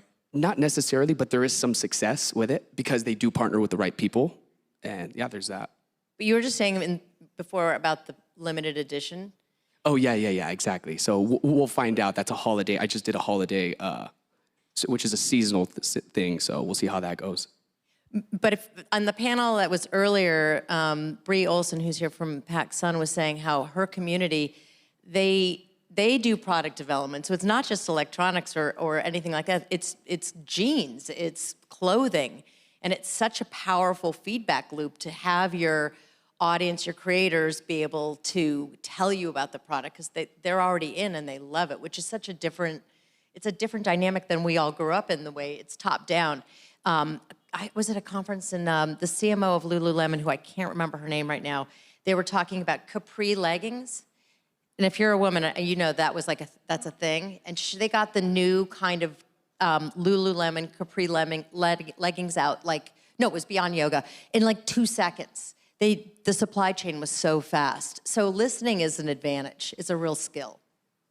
What is the best way, Anwar, to work with a brand, and what is the worst way? What's the worst thing a brand can do with a creator, and vice versa? I want Rick. I've had every experience possible. So I've worked with a brand before where we went through the creative, wrote out the whole script, sent it in, got approved and greenlit, and I moved really, really quick. Like I'm like shooting the day of. So we shot everything, spent a couple of $1,000s on it, and went back and they're like, we actually want this script instead. So we had to do a whole reshoot, and that's what I meant by a relationship where there's transparency, understanding, and where they understand your style, right? So, but yeah, so I think that, yeah. Yeah, Rick, when you seed, do you say like, here's a GoPro, go crazy, or you give them more ideas? Yeah. Pretty much. It depends who we're talking to, but a lot of times, like, it's just that, and that's how the relationship starts. It's like, hey, let's get you kitted out. Go look at tell us what you need. When we send that, we usually have an idea of what they need to, depending on what type of content they're creating. We let it go out there. We see what develops. We're not even asking them like tag us or anything like. We just want to see that they're using it and they're enjoying it, and then they're going to also reach back out to us. And there's a genuine like connection there. And I think your question was like, what? That's what we know what works, right? That's when we know it's the beginning of a good relationship. Or we've been proactively approached. You guys might know who Kelly Slater is. He's a world famous surfer. Kelly Slater approached us this was years ago when we were first getting going. And he would come by, we'd be at trade shows and like in the industry trade shows, and he'd kind of come by and he'd be checking things out. And we're all like, holy shit, it's fucking Kelly Slater. And then, he then reached out to our CEO and founder and goes, look, I buy your cameras all the time, not only for myself, but as gifts to friends. Let's do something together. So it's those types of things too. And those are once in a lifetime. Yeah, he was like a fan. He was a fan first. He was a fan. He was a user at first. Yeah. More importantly. Yeah, so like that stuff is huge for us. That's definitely the best way to do it because, with commercials and like people are just scrolling now, right? So a lot of brands are like having you say, oh, this video is sponsored. Someone's going to scroll right away. Like back then with commercials, you would sit through it, right? So like that's definitely the best way to promote something, just organically and just. Yeah, and I think like as a publisher as well, like we have 50 million followers across our social networks. So we have a responsibility to entertain our followers, but we've got to throw commercials in there, right? But if you can do a good job of entertaining, informing, and engaging on those commercials, then you're doing it right. And we see lots of times when, oops, that one didn't work. And not from either from a creator, it's usually from our own stuff that we're trying to promote. But working with the athletes, working with creators, you're usually going to hit the right note. Yeah, it kind of reminds me of like the Super Bowl, right? A lot of people watch the Super Bowl for the commercials. And it seems like with social media, you can't just do that one, game of the year. I feel like all these content and commercials have to have that entertainment quality first. And that's a challenge, but also sounds like a great opportunity too. But this whole shift, I don't know what you're making of this, because your last commercial it's not a commercial, it's a show, even though it's short. It's like it's comedy. It just happens to be about Old Spice. You're making content that is a show. It could be a show. It is a show. It's like old school TV. A lot of that's happening either, mostly on TikTok and longer form on YouTube. There's so many good examples. Are you budgeting that different? I'm going to ask you in front of all these people. But do you budget that kind of content differently? And how do you look at it from a paid media perspective? Yeah, I mean, we definitely have different budgets for the platforms, right? So like on YouTube, one of the things that we've done over the last few years is we've came out with vertical channels. So GoPro Snow, GoPro Bike, GoPro Moto. And we've found actually that those vertical channels perform better than our global's massive, right? And some of those vertical ones will perform a little bit better. And some of that is because of the content that we're creating and developing, and we've got to put budget into that. And that's a lot different than what we're putting into like Instagram or TikTok. Yeah, absolutely. Just to piggyback off of that, all my like long form YouTube videos, I like cut down every single one of them into like 4 different videos, and those sometimes get billions of views, while that standalone video only hits like 2 to 3 mil. You know what I mean? Why is that change? Everyone's just watching vertical now, even on YouTube. Like I catch myself like spending more time on shorts now. So everything is shifting. Like even someone like me, I started on Vine, right? It was 6 seconds. So I'm having like a full circle moment where once Vine shut down, I lost everything. I had to like jump ship, started a YouTube channel, learned filmmaking, and just learned how to edit and everything. And it felt like boot camp for 8 years. And it's like, wait, we're back to the way I started, my bread and butter. So it's like a full circle moment for me. And that's what people love. That's what I love watching too. Well, that's really that's really important for brand deals, where you said a long form YouTube video, a couple million, which is great, but you said you're getting billions of views on the short. And if you want to seed people, this is like key for the seeding, right, Rick? That's pretty wild. I'm going to push back on that, though. Okay. Let's debate. Push. If it's long form, somebody's sitting with your brand for a longer time, and they're focused on it, and they're paying more attention, and it's not a swipe. So I don't think you can compare the value of those two things. They're both valuable, but in different ways. And I think from brand world, we tend to try to evaluate everything as one measurement. So that's my debate. Is there a way to measure that? To kind of measure the actual final value? I think there is, and it's how you set it up. A lot of people will say, I'm going to, so measurement right now mostly is about reporting what happened, and it's not telling you what you could do better next time to improve it. And you have to know what your KPIs are. And I won't bore everybody with tech talk, but knowing what the video is supposed to do, like if you've got a video and it's supposed to get new people that have never heard of Old Spice in, that's a metric. You got to set that up faster. It's different. It's a longer thing, but like how would you measure somebody spending 1 hour with your brand versus 10 seconds? So maybe one gets more views, but the other one sticks, is what you're saying. Definitely, I completely agree. Every creator is different, 100%. Like for GoPro, I would make a 5-minute epic video for sure. Yeah, I mean, and I think as a platform, YouTube is really exciting, and the way that it is constantly evolving, but also like it gets to sit back. Like look at YouTube TV and look at YouTube. Like the majority of our views now are coming from big screens. So it's like people are wanting to be entertained and they want to sit back and consume that content, and that's long form content. You don't get a view in a millisecond on YouTube. It takes 30 seconds to count as a view. So to your point, that person is putting in time and engaging with you just by giving us their attention. And if you make a skit, that's an organic skit versus a skit for a brand, do you see, or if a skit where a brand's involved, do you see a difference at all in views and engagement, or are they kind of all camouflaged together? I really try my best to, like once the script is done, a partnership, I take out everything that's branded and I look at it and like, would this still go viral? Is this a piece of content that I would post? And it's usually yes, or I'll go in there and like make some changes to make sure that the hook is very strong, the watch through rate is very strong, and just ending it really, really well. Yeah, it's interesting. I know that you and Adam and Hannah we've interviewed, like you don't just take brand money, then you'll take that money and put it into production to make the quality better and to get more views. Like, tell me that strategy. Absolutely, absolutely. I mean, you could always tell when a creator is not putting all their effort into a video, right? Like, Hannah and I will sometimes have like 3-day shoots for like a 30-second video. You know, it involves makeup and location changes and just like, we gotta drive 2 hours to hit the sunlight here. And so we put so much effort, and that's something we've been doing for years. Rick, do you, obviously you have a lot of athletes, a lot of outdoor adventure. Will you set up trips and shoots for them? Like, what is a high budget? Yeah, it runs the gamut. So like we will have shoots, whether, if we've got a new product coming out and we want to go take some athletes to capture some specific content for that launch video. There's stuff like that we do. We were talking about Harvey Rides Bikes, one of my favorite YouTubers out there right now. We just were with him in Austria. We brought 25 creators.